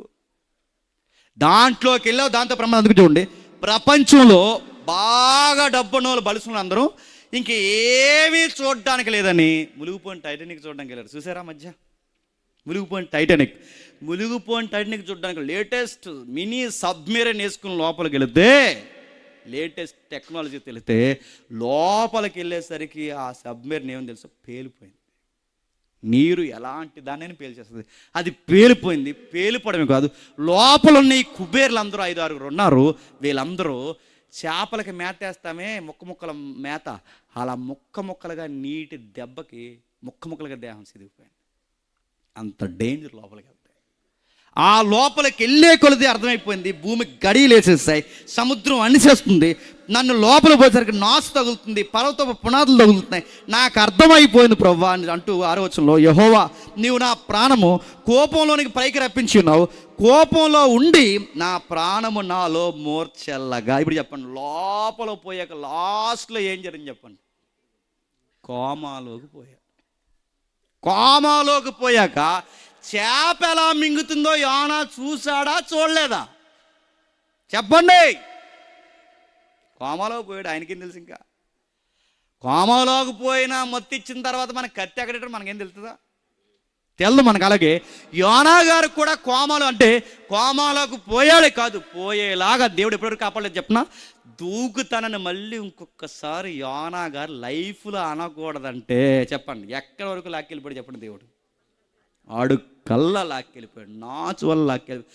అర్థమైపోయింది, పోతుంది, నా ప్రాణం పోతుంది, ఇదే లాస్ట్ డే, దూకేసి నాకు కాపాడతాడు అనుకున్నాను. కానీ ఇక నాకు టైం అయిపోయింది, గడియలేసినట్టు వేసేసి ఉన్న నీటిలో పడేసి అయిపోయింది ప్రభు నా లైఫ్ అని చివరిగా ప్రార్థన చేసుకుని కళ్ళు మూసుకుని కోమలు పోతే అప్పుడు వచ్చింది ఏడు చెప్పండి? చేప. అదే మొదటి అధ్యాయం 17 వచ్చింది. అప్పుడు వచ్చింది. ఆ వచ్చి మింగేక ఆయనకి మెలకు వచ్చాక అర్థమైంది, నేను ఎక్కడో చీకట్లో ఉన్నాను, లోపల ఉన్నాను. అప్పుడు ఆయనకు అర్థమైంది, బహుశా చేపలో ఉన్నాను. అప్పుడు అర్థమయ్యాక యోనాని ఎక్కడెక్కాడో చెప్పండి, మళ్ళీ చేప వచ్చి అక్కడే కక్కేసింది. చాలామంది యోనా ప్రసంగాలు చేసి ఎలా చెప్పారంటే, నినేవే ప్రజలు ఎలా మారిపోయారంట.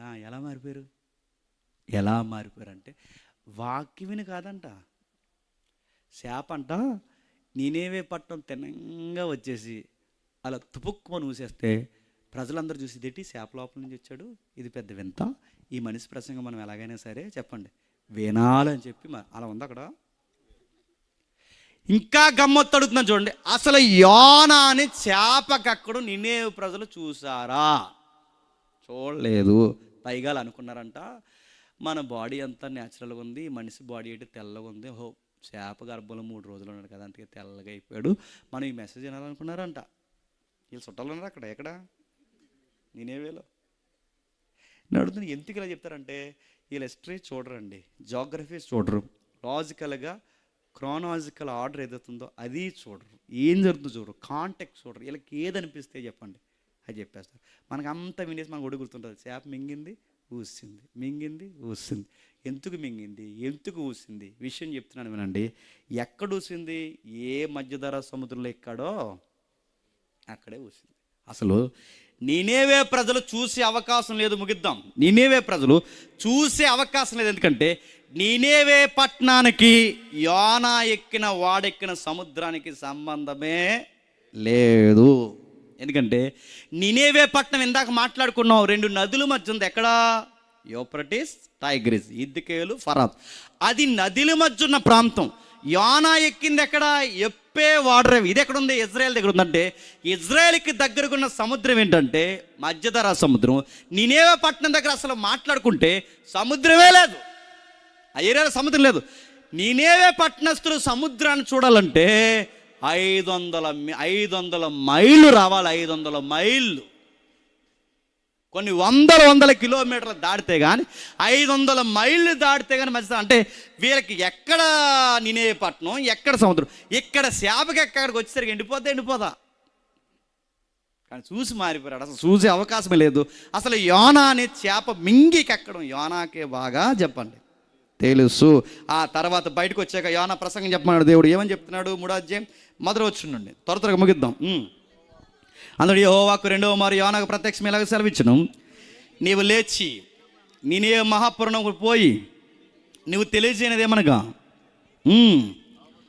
అని చెబుతూ చెబుతూ చెబుతూ చెబుతూ చెబుతూ వచ్చి 5వ వచనంలో నినేవే పట్టణం వారు దేవుని యందు విశ్వాసం ఉంచి ఉపవాస దినం పాటించి గనులేమి అలుపులేమి అందరూ గోనెపట్ట కట్టుకుని ఈ సంగతి నినేవే రాజునకు వినబడినప్పుడు అతడును తన సింహాసనం మీద నుండి దిగి తన రాజ్యవస్త్రం తీసివేసి గోనెపట్ట కట్టుకుని బూడిదలో కూర్చుండి మరియు రాజు అయిన తాను ఆయన మంత్రులను ఆజ్ఞేయగా ఒకవేళ దేవుడు మనసు తిప్పుకొని పశ్చాత్తాప్తుడై మనము లయము కాకుండా తన కోపాగ్ని చల్లార్చను కనుక మనం మనుషులందరూ ఏది పుచ్చుకొనకూడదు, పశువులు కానీ ఎద్దులు కానీ గొర్రెలు కానీ మేత మేయకూడదు, నీళ్లు త్రాగకూడదు. ఇప్పుడు చెప్పండి, నినేవే పట్టణం యోనాని చూసి మారారా, నినేవే పట్టణం యోనా చెబుతున్న వాక్యాన్ని విని మారారా? చెప్పాలి. మనిషి మారాలంటే సూత్రం ఆ రోజని ఈ రోజున ఒకటే చెప్పండి, వాక్యం చెప్పాలి. మేము సాక్ష్యాలు చెప్తాం, మేము అద్భుతాలు చెప్తామంటే మారినట్టు కనబడతారు, మారరు. ఎందుకంటే ఇశ్రాయేల్ చూసిన అద్భుతాలు ప్రపంచంలో ఎవరు చూడలేదు. కానీ అరణ్యంలో ఏమయ్యారు చెప్పండి? రాలిపోయారు. అద్భుతాలు నిలబెడతాయంటే నిలబెట్టవు, ఇంకా అద్భుతాలు కావాలనిపిస్తుంది. అందుకే నినేవే పట్టణం మార్పుకి యోనా అద్భుతం కాదు, నినేవే పట్టణం మార్పుకి అద్భుతం ఏంటో తెలుసా? వాక్యం. ఆ వాక్యం విన్నారు, బెంబేలెత్తిపోయారు. దేవుని మాట విన్నారు. ఇంకా హిస్టరీ మనం మాట్లాడుకుంటే, జాగ్రఫీ మాట్లాడుకుంటే అప్పటికే వాళ్ళ మీద ప్రకృతి వైపరీత్యాలు చాలా జరుగుతున్నాయంట. నది పొంగిపోయిందంట, కరువు వచ్చిందట, పంట పండడం మాగిపోయిందంట, సూర్యరశ్మి తాకిడి పెరిగిందంట, పట్టణాల్లో బేట్లు వచ్చే, భూకంపాలు వచ్చాయట. అప్పటికే రకరకాల ప్రకృతి వైపరీత్యాలు జరుగుతుంటే ఇప్పుడు మళ్ళీ యోనా లాంటి వాడు వచ్చి ఇప్పుడు మళ్ళీ ఉపద్రవం అంటే ఇంకేమైపోతాము? ఇదేదో మనం ఒప్పుకొని మారిపోతే బెటర్ అని చెప్పి మొత్తం రాజు, మంత్రులు, పశువులు అన్నీ కిందకి దిగిపోయి ఏం చేస్తారు తెలుసా? ఇప్పుడు మేము ఉపవాస దినాలు ప్రకటిస్తున్నాం. ఏంటో ఉపవాస దినాలంటే వాళ్ళందరూ మరియు రాజును తాను మంత్రులను ఆజ్ఞగా వారి మనసు తిప్పుకుని పశ్చాత్తాప్తుడై దేవుడు క్షమిస్తాడేమనుకుని వారి పశువులు కానీ ఎద్దులు కానీ గొర్రెలు కానీ ఏది తినకూడదని వాళ్ళు ఏం చేస్తారు చెప్పండి? గోనె పట్ట కట్టుకొని మనపూర్వకంగా దేవుని అడుగుని వాళ్ళని దూతలు నినేవే పట్టణంలోనికి సాటింపేశాడు. గోనె పట్ట అంటే ఏంటండి? ఈ మధ్య గోనె పట్టలు కట్టుకునే మీటింగ్లు ఎక్కువైపోయినాయి, మీరు చూసారు లేదో? గోనె పట్ట బాగానే కట్టుకుంటున్నారు, బూడిదలోనే బాగానే కూర్చుంటున్నారు. అసలు విషయం గారికి వదిలేశాను. నేను అడుగుతున్నాను, అయినా మనం గోనె పట్టలు కట్టుకోవడం ఏంటి? చాలామంది ఉపవాసాలు ఈ లెంట్ టైంలో ఇలా ఏం చేస్తారు చెప్పిన, ఈ నాన్ వెజ్ తినవరా అంటారు. నిజంగా నాకు మంచిగా అనిపిస్తుంది, మంచిగా బాగా చేస్తున్నారని. కానీ విషయం చెప్పిన, నాన్ వెజ్ తినడంతే. కానీ అక్కడ 2 పాయింట్స్ ఉన్నాయి. అక్కడ ఏంటి అక్కడ రాస్తున్నారు చూడండి, మనుషులందరూ తమ దుర్మార్గతని విడిచి తాము చేస్తున్న బలాత్కారం మాని. ఇప్పుడు చెప్పండి, ఫాస్టింగ్లో లేదా ఉపవాసంలో దేవుడు కోరుకునేది మాంసం మానేసావా లేదని కాదు. ఏం మానేయాలి చెప్పండి? పాపం మానేసి, బలాత్కారం మానేసి, దుర్మార్గత మానేసి, అప్పుడు మానే మాంసం, అప్పుడు అందం. నువ్వు మాంసం మానేసి పక్కింటికి పోయి వాడితో బలాత్కారపు గొడవలు పెట్టుకుంటే ఇది ఉపవాసమా? నువ్వు ఎదుటోడితో గొడవాడడం మాను, ఎదుటోడితో దుర్మార్గపు మాటలు మాను, ఎదుటోడితో కిచ్చాపాటి మాను, ఎదుటోడి నెత్తి మీద అన్యాయంగా లాగడం మాను, ఏది మాను. కానీ ఏం చేస్తావు? 3 రోజులు చెప్పండి ఉపవాసం ఉంటావు. 40 రోజుల్లో అయితే ఇంకొంతమందికి ఇంకొంతమంది చూడలేవండి. పెద్ద మల ఉన్న పెట్టి అంటే ఉపవాసంలో ఉన్నాం కదా, అలా అడగాలని ఎలా పెట్టింది మొఖం పెద్దది. అలా అడగాలని అడుగుతున్నాను. అసలు మనం ఉపవాసం చేస్తున్నామని సాటింపే వద్దన్నాడు. సాటింపే వద్దంటే ఫ్లెక్స్ ఎట్టి ఎన్ని రోజులు అన్నాం చెప్పండి? ఇక్కడ 40 రోజులు చెప్పండి. సాటిపోద్దంటే ఫ్లెక్స్ ఎట్టాము. నేను అడుగుతున్నాను, ఉపవాసం ఉన్నామని నీరసంగా మోకాలు పెడతాం, ఉపవాసం ఉన్నామని కొంతమంది అంటున్నారు, ఆగరా లెంట డేస్ అయిపోయినాయి చూసుకుందాం అని. అంటే ఏం మారలేదు నువ్వు ఇంకా అని. లెంట డేస్ అడ్డొచ్చినప్పుడు బావుకి గొడవకి నేను మాట్లాడుతాం. లెంట డేస్ అయిపోయినాయి చూసుకున్నాం. కొంతమంది అన్నారంట, లెంట డేస్లో ఇప్పుడు నన్ను ఏమి డిస్టర్బ్ చేయకండి, లేకపోతే ఏం చేస్తావు? నరికేస్తాం మమ్మల్ని. దేవుడు ఏం కోరుకోవడం చెప్పండి? ఉపవాసం అంటే చెప్పనా? ఉపవాసం అని ఈ పర్యాయ పదాలు నానార్థాలు చెప్పకండి. ఉపవాసం అంటే ముందు మానేయవలసినవి మానే, దేవునికి దగ్గరగా కూర్చుని నువ్వు చేయాల్సింది ఏంటో తెలుసా? ఇదిగో నువ్వు దుర్మార్గత మానే. ఎంత దౌర్భాగ్యంగా దుర్మార్గంగా వెళ్తావు ఎదుటోళ్ళ మీదకి, అది తగ్గించుకోవాలి. నువ్వు బలాత్కారం చేస్తున్నావే చాలా మంది దగ్గర, నువ్వు సంపాదించడానికి అది మానే. మీరు కోడళ్ళు అయితే మీ అత్తతో గొడవలు మానే, నువ్వు భర్తవైతే నీ భార్యని అజమాయిషీ చేయడం మానే, నువ్వు భార్యవైతే నీ భర్త ఎవరైతే ఉన్నారో ఆయన సంపాదన దొంగిలించడం మానే. ఈ దుర్మార్గ పనులు మానే. నువ్వు వయసులో పిల్లవైతే ఎవరైతే ఉన్నారో, ఇదిగో మీరు చేస్తున్న తల్లిదండ్రులు బెదిరిస్తున్నారే, ఆ బలాత్కారం పనులు మానే. అప్పుడు ఫాస్టింగ్, అప్పుడు అందం ఉంటుంది. పేరెంట్స్ని బ్లాక్మెయిల్ చేసేస్తారు, లేదా భర్తను బ్లాక్మెయిల్ చేస్తారు, భార్యను బ్లాక్మెయిల్ చేస్తారు, ఎదుటోళ్ళని బెదిరించేస్తారు, ఇవన్నీ చేస్తారు. మేము మాత్రం ఉపవాసం 4 రోజులు ఉంటారంటే దేవుడు అంటాడు, ఎవరికి కాదు మీ ఉపవాసాలని అడుగుతాడు. గుర్తుపెట్టు. నేనే పట్టణాన్ని చూసి దేవుడు ముచ్చట పడింది ఏంటంటే భోజనం మానేశారు. దానికన్నా దేవుడిని ఆకర్షించింది ఏంటి చెప్పిన? పాపం మానేశారు. మనం పాపం మానేసినప్పుడు భోజనం అప్పుడు దేవుడు నచ్చుతాం. మనం ఏం చేస్తాం? భోజనం మానేసాం. చెప్పండి, ఎప్పుడు చేసే పాప పనులు మాత్రం చేస్తాం. అందుకే భోజనం ఎలా, ఈ ఉపవాస కుడికలు ఎలా ఉంటాయి చెప్పిన? ఉదయం మధ్యాహ్నం మానేశారట. చెప్పండి, 2 పూటలు కలిసి సాయంత్రం గట్టి కొట్టారండి. గొప్ప ఉపవాసమే. కొంతమంది ఉపవాసం అంటే చెప్పిన, వాళ్ళకు ఉపవాసం అంటే రైస్ ఒక్కటే మానేస్తారంట. రైస్ మానేయడం ఉపవాసం. డ్రై ఫ్రూట్స్ తినేస్తారట, డ్రై ఫ్రూట్ జ్యూస్ తాగుతారట. ఓఆర్ఎస్ ఆగిపోయింది కానీ ఓఆర్ఎస్ కూడా తాగేస్తారట. ఇదే ఉపవాసం అండి. నేను ఇంకేం తినండి, కోకోనట్ వాటర్ 2 బాటిల్, ఇంకా అంతకన్నా సిలైన్లు ఏమున్నాయండి? సిలైన్ కన్నా పవర్ఫుల్ తెలుసా కోకోనట్? మీ దగ్గర బాగా దొరుకుతుంది. అన్నిటికన్నా ఎనర్జీ ఫుడ్. నేను ఏం రైస్ తినండి, 2 బనానాలు తింటాను. బనానాలు గట్టిగా రైస్ కన్నా బలం అది. నేనేం రైస్ తినండి, చెప్పండి 2 ఖర్జూరం, చెప్పండి 2, అది కోవిడ్ ఖర్జూరం 2 తింటాను. ఈ ఉపవాసం అంటే చెప్పిన మానేస్తారు. పనులు మానేస్తారు, భోజనం మానేస్తారు, పశువులను తోలికెళ్ళడం మానేస్తారు, అన్నీ మానేస్తారు. మొత్తం టైం అంటే వాళ్ళ టైంని, వాళ్ళ మనీని, వాళ్ళ యొక్క ఎనర్జీని మొత్తం తెచ్చి ఎక్కడ పెట్టారు చెప్పండి? దేవుడి దగ్గర పెట్టి మమ్మల్ని క్షమిస్తావా, క్షమించవా? ఉపవాసాలు ఎందుకు ఉండాలి చెప్పిన? ఎందుకు ఉపవాసం ఉంటామంటే 2nd ఫ్లోర్ వేస్తున్నాం అంటే, 2nd ఫ్లోర్ కోసం ఉపవాసం. ఒక ఆయన 3 రోజులు ఉపవాసం ఉన్నాడంట. ఉపవాసం ఉన్నా దేవుడు వాళ్ళకి ప్రార్థనకి జవాబు ఇవ్వలేదు. ఇల్లు కోసం అడుగుతున్నాడు అన్నమాట, జవాబు ఇవ్వలేదు.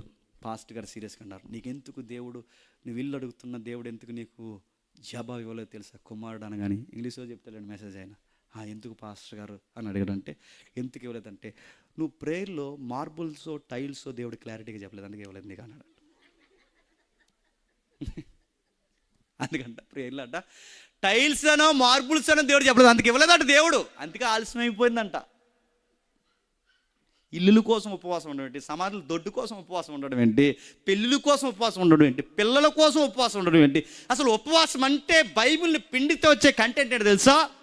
పశ్చాత్తాపడ్డానికి. గోనె పట్లైనా బట్టలైనా బతుకునైనా చింపుకొని కూర్చొని ఏడాల్సింది దేనికోసం అంటే, తప్పులు చేస్తున్నాం ప్రభువా మమ్మల్ని క్షమించు, మాకు మారు మనసు, ఇదిగో బూతులు మానలేకపోతున్నాం, మానగలిగే శక్తిని మాకు ఇవ్వు ప్రభువా. ఇదిగో అక్రమ సంపాదనకు అలవాటు పడిపోయాం, ఉన్న దాంట్లో తృప్తిగా బ్రతకడం మాకు నేర్పించు ప్రభువా, మాకు ఉన్న దాంట్లో బ్రతకడం నేర్పించు ప్రభువా, మమ్మల్ని మార్చు ప్రభు. అంటే మన బతుకును మార్చమని చేసేదే చెప్పండి ఉపవాసం. అప్పుడు అడుగు, నువ్వు మారితే ఇల్లు ఇస్తాడు, వాకిలు ఇస్తాడు, పిల్లలు ఇస్తాడు, అన్నీ ఇస్తాడు. మొన్న ఒక ఆయన నాకు చేశాడు, ఎక్కడ ఏదో గుంటూరు నుండి చేసి, పేరు అడగండి, నెంబర్ అడగండి, ఫోన్ చేసి అడుగుతున్నాడు, అని నేను పెళ్లి చేసుకుందాం అనుకుంటున్నాను, 3 రోజులు ఉపవాసం ఉందాం అనుకుంటున్నాను, ఏం చేయమంటారంటే ఉపవాసం చేయకన్నా. అదేంటంటే పెళ్లి కోసం ఎవడన్నా ఉపవాసం ఉంటే ప్రేయర్ చేసుకో, చక్కటి పిల్లనిమ్మని అడుగు, బైబిల్ కొలతల్లో సరిపోయే విశ్వాస సంబంధమైన అమ్మాయి ఉంటే అడుగు. మరి ఉపవాసం దేనికన్నా అంటే, నువ్వు దేవుని దగ్గర మార్చుకోవాల్సిన ఏమన్నా ఉంటే చెప్పండి, మార్చుకుంటానని అది అడుగు, అప్పుడు చేయ ఉపవాసం. మనకు ఉపవాసాలు అర్థాలు మారిపోయాయి, పశ్చాత్తాపం అర్థాలు మారిపోయాయి. అందుకే వాళ్ళు పశ్చాత్తాపడిపోయారు. దేవుడు పైనుండి చూసి 10వ వచనంలో, నినేవారు తమ చెడుతనను మానుకొనగా, చూడండి, చెడుతనం మానుకొనగా వారు చేస్తున్న క్రియలను దేవుడు చూసి పశ్చాత్తాప్తుడై వారికి చేయదునని తాను మాటిచ్చిన కీడు చేయక మానేశాడు. ఇప్పుడు యోనా గారికి సంతోషం ఉండాలద్దా? దేవా, నేను చెప్పిన ఒక్క మెసేజ్కి మొత్తం దేశమంతా కూర్చొని బూడిదలో కూర్చుని పశ్చాత్తాపడి మారు మనసు పొంది బాప్టిజాలు వైపు అడుగులు వేశారంటే ఎంత మహిమను తెచ్చుకున్నా ప్రభు. ఒక పాపి మారు నీకు ఎంత సంతోషం ప్రభు అంటే బాగుండు అనలేదు. ఏమన్నాడు తెలుసా? వాళ్ళు మారడం నచ్చలేదండి ఎవరికి? మల్నాడుడండి. ఎవరు చెప్పండి? ఏమంటున్నాడు చూడండి 4వ వచనంలో, యోనా దీనిని చూసి, దేని చూసి? వాళ్ళ మారడం చూసి బహు చింతాకాంతుడై, కోపగించుకుని, మళ్ళీ ఎవరి మీద అంటే మాట్లాడితే ఎవరి మీద కోపమిస్తాడు చెప్పండి?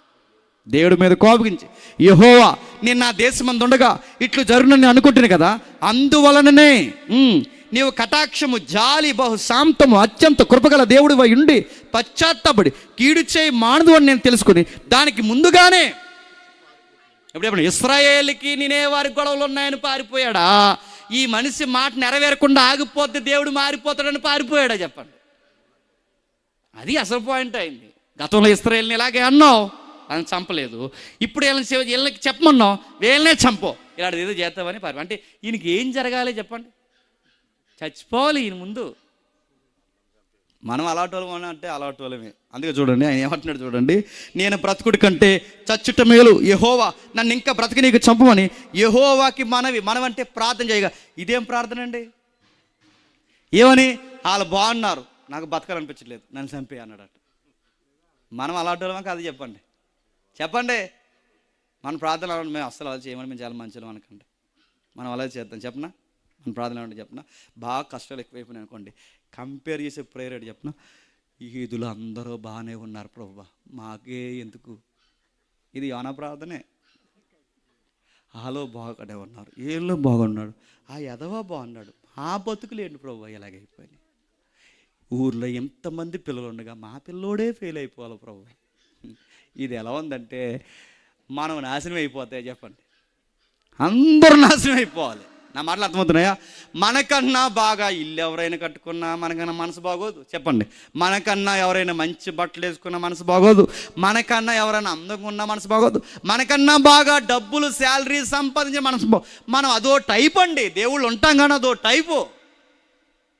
మనకన్నా ఎవరైనా బాగుంటే యోనా గారు అంటున్నారు, ఇంక ఇలా బాగోడు నేను చూడలేకపోతున్నాను, అని తీసిపో అన్నాడంట. అప్పుడప్పుడు మీరు చూసారా? ఆడు ఏమి ఉండడు ప్రభువా, పరిశీలి ప్రార్థన, వారానికి 3 రోజులు ఉపవాసం ఉంటాను, 5 సార్లు ప్రార్థన చేస్తాను, కానీ ఆ యాదవ్ మాత్రం ఎకరం కొనేసాడు.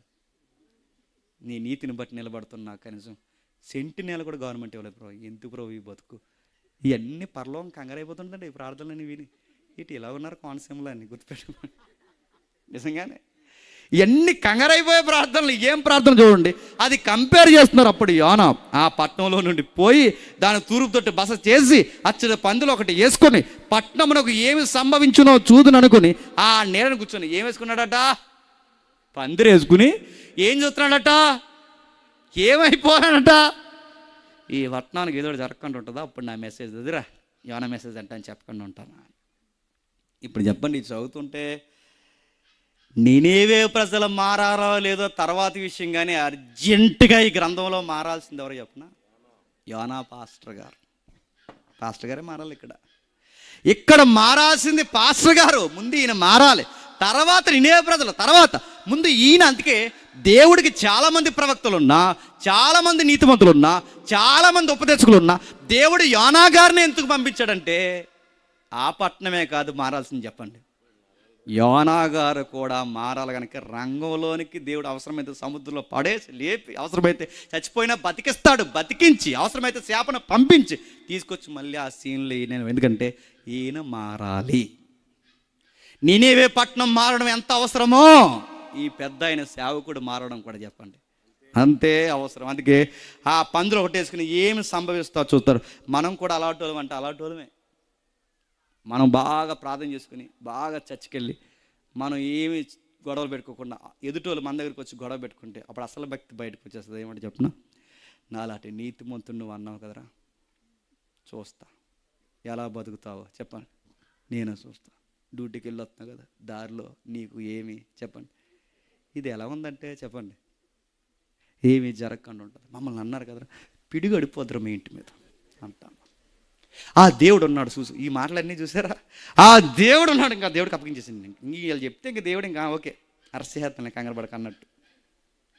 ఆ దేవుడు ఉన్నాడు, నేను దేవుడికి అప్పగించేస్తాను, ఇంకా దేవుడు చూసుకుంటాడు. ఏదో జరగకుండా ఉంటుందా? నేను చూడకుండా ఉంటాను. నిజంగానే మనతో గొడవ పెట్టుకున్న నెక్స్ట్ డే ఏదో జరిగిపోయింది అనుకోండి, అప్పుడు మనం మాట్లాడి చెప్పిన అడిగి చెయ్యి ఇరిగిపోయిందంటే ఇరిగిపోద్ది ఎదవకి.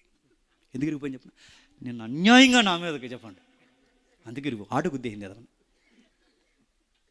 ఈ భక్తి చెప్పండి, ఇది భక్తి కాదు చెప్పండి. ఎదుటోళ్ళ మీద మనం నీతిమంతులమని చెప్పండి అడావుడి చేస్తాం చూసారా, స్వనీతి. యోనా గారికి అక్కడ చూస్తుంటే ఆయనకి ఎదుటోళ్ళు మారడం నచ్చట్లేదట, బాగోడు నచ్చట్లేదంట. ఆయన ప్రసంగం నెరవేరలేదని ఆయనకి బాధ ఎక్కువైపోయిందంట. కాబట్టి దేవుడు 7వ వచనంలో ముగించేస్తున్నాను. మరుసటి ఉదయం దేవుడు ఒక పురుగును క్షమించండి 6వ వచనంలో, దేవుడిని యెహోవా సొరచెట్టుని ఏర్పరిచి అతనికి కలిగిన శ్రమను పోగొట్టుకొట్టుకై అది పెరిగి యోనాకు తలగా నీడ ఇచ్చినట్లు చేసును. ఆ సొరచెట్టు చూసి యోనా బహుగా సంతోషించును. మరుసటి ఉదయమున దేవుడు ఒక పురుగుని ఏర్పరచగా ఆ చెట్టును తొలగించినందున చెట్టు వాడిపోయాను. మరియు ఎండకాయగా దేవుడు 7 గల తూర్పు గాలిని రప్పించును. యోనా తలకి ఎండ దెబ్బ తగలగా అతడు సొమ్మచెల్ని బ్రతుకుడు కంటే చచ్చుట నాకు మేలు. మాట్లాడితే ఏం చెప్తాడండి ఈయన?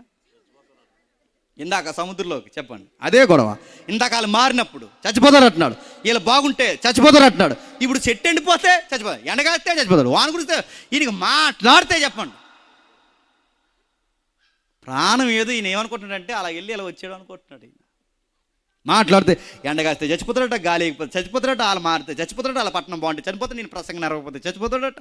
ఈయన మాట నెరవేరకపోతే చచ్చిపోతాడు. మనలాగే ఉన్నాడా లేదా?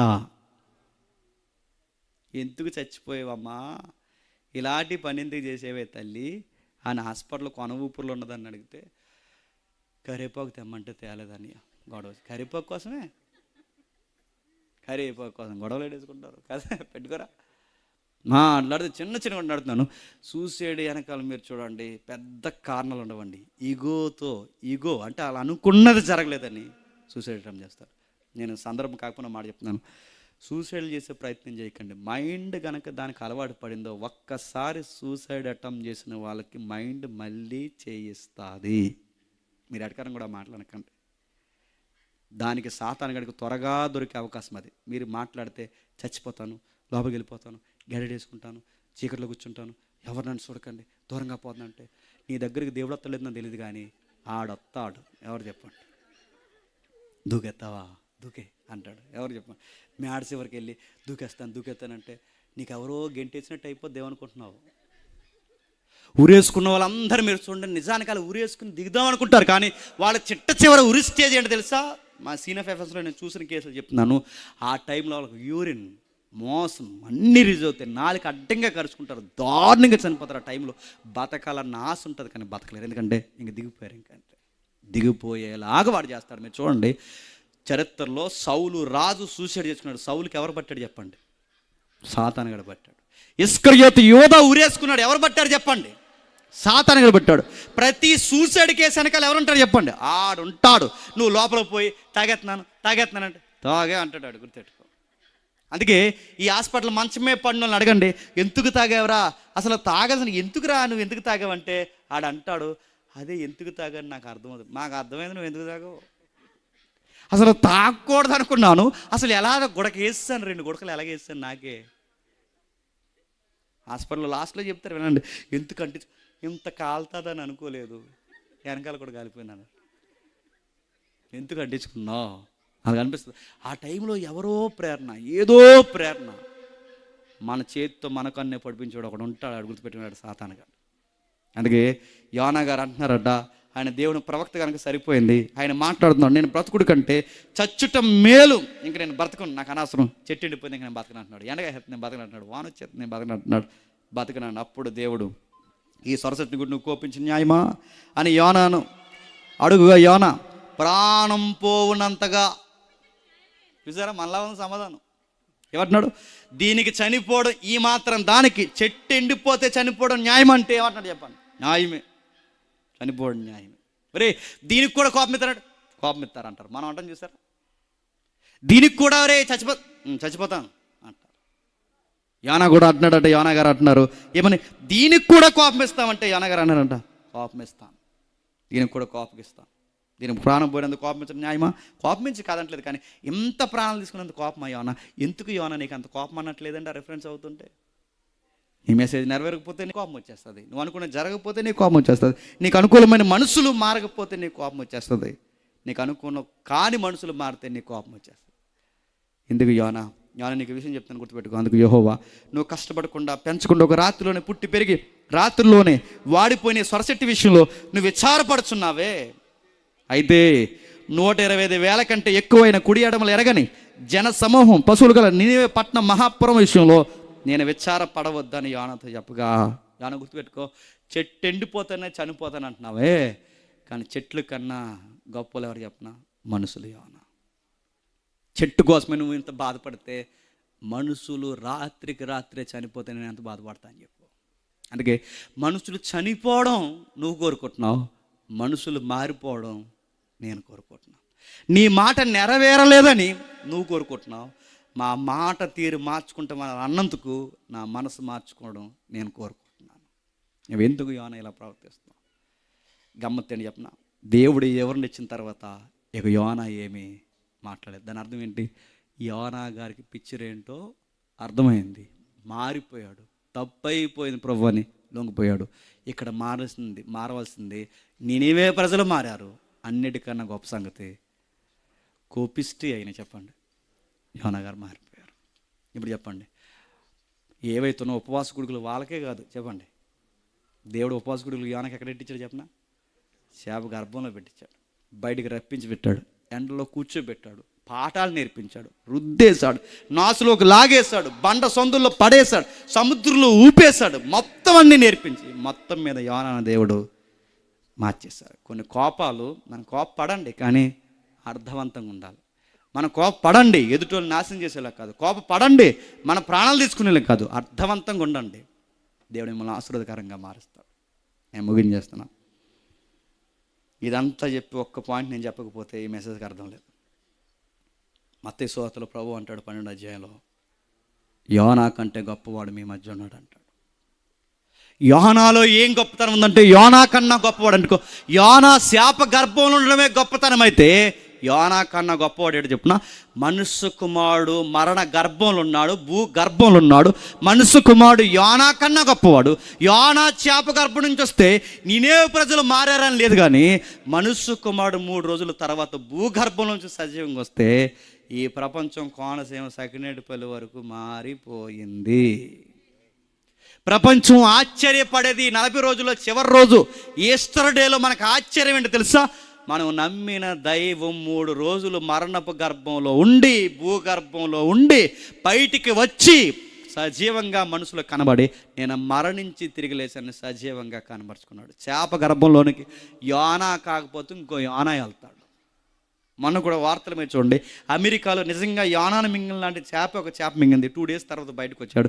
ఈ రోజు కూడా యోనాలాగా అలాంటి చేప గర్భంలోకి వెళ్ళి బతకొచ్చు, కానీ గమ్మత్తడి చెప్పిన చావు గర్భంలోకి వెళ్ళి బతికినాడు ఎవడో లేడు. అందుకే యోనా కన్నా గొప్పవాడు మన మధ్య, ఆయన పేరు నజరేయుడైన యేసు. ఈయన చేప గర్భంలోనికో ఏ గర్భంలోకి వెళ్ళి రాలేదు, ఆయన ఏకంగా భూగర్భంలోకి వెళ్ళాడు. 3 రోజులు ఉన్నాడు, మరణించి తిరిగి లేచాడు. మాట ఒకటి చెప్పాడు, ఎలా వెళ్తున్నానో చెప్పండి, అలాగే వస్తా అన్నాడు. నా యందు నమ్మిక ఉంచితే ఇది యోనా చరిత్ర కన్నా అద్భుతం. యోనా చేప గర్భం అద్భుతం చూస్తే మనకు మారు మనసు వస్తుందో తెలియదు, కానీ మనుష్య కుమారుడు మరణించి తిరిగి లేచిన అద్భుతాన్ని నమ్మండి, మన జీవితంలో అద్భుతం జరుగుతుంది. ఏం అద్భుతం జరుగుతుందంటే ఆయన ఎలాగైతే మరణించి తిరిగి లేచాడు, ఆయన యందు విశ్వాసం ఉంచిన వారు కూడా చెప్పండి ఒకరోజు తమ తమ వరుసల్లో తిరిగి లేస్తున్నాం. ఇదే సువార్తలో ఎప్పుడు మనం ఆలోచించాల్సింది. ఆయన వస్తాడు వస్తాడు వస్తాడు, ఎప్పుడు వస్తాడో తెలియదు, సరిగ్గా వస్తాడు. ఈ లోపల సమాధుల చుట్టూ తిరగకండి, ఆయన వస్తాడు. సమాధుల దగ్గరికి వెళ్తారు కండి. ఈ నెలలో వెళ్ళి ఇష్టమైన కూరని నెత్తిగా పెట్టారట, అలా అన్నీ లేచి తినేయాలండి. మళ్ళీ అట్టు ఏంటి ఉప్పు తక్కువ కొంచెం అనాలి. మా తాతయ్యకి ఈరోజు బోటి గోంగూర వండుతున్నా అన్నారు. ఎందుకు? బతుకున్నప్పుడు అడుగు బోటి లేదు గోంగూర లేదు. ఇప్పుడు చచ్చిపోయి ఏమిట్టారట చెప్పండి.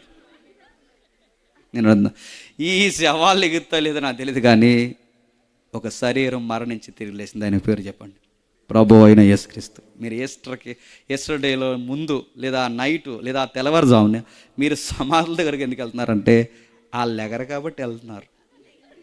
లేగిస్తే లేచి ఎదవ అప్పు తెచ్చలేదు ఎదవ అన్నాడు అనుకోండి, లేచి ఏమైపోతారు చెప్పండి. అందుకే దేవదూత అంది, సజీవుడైన వాడిని చెప్పండి మృతుల్లో ఎందుకు ఎదుగుతున్నారు? ఆయన ఇక్కడ లేడు, ఆయన చెప్పినట్టు ఎదురు చూడండి. ఆయన ఎలాగెళ్ళాడో చెప్పండి అలాగే వస్తాడు. రేపు వస్తాడు. యోనా కన్నా గొప్పవాడు మన మధ్యకి వస్తాడు. ఈయన మనుషులు మారు మనసు పొందితే అసూయపడే దేవుడు కాదు, నశించిన దాన్ని ఎత్తికి రక్షించడానికి వచ్చిన మనుష్య కుమారుడు.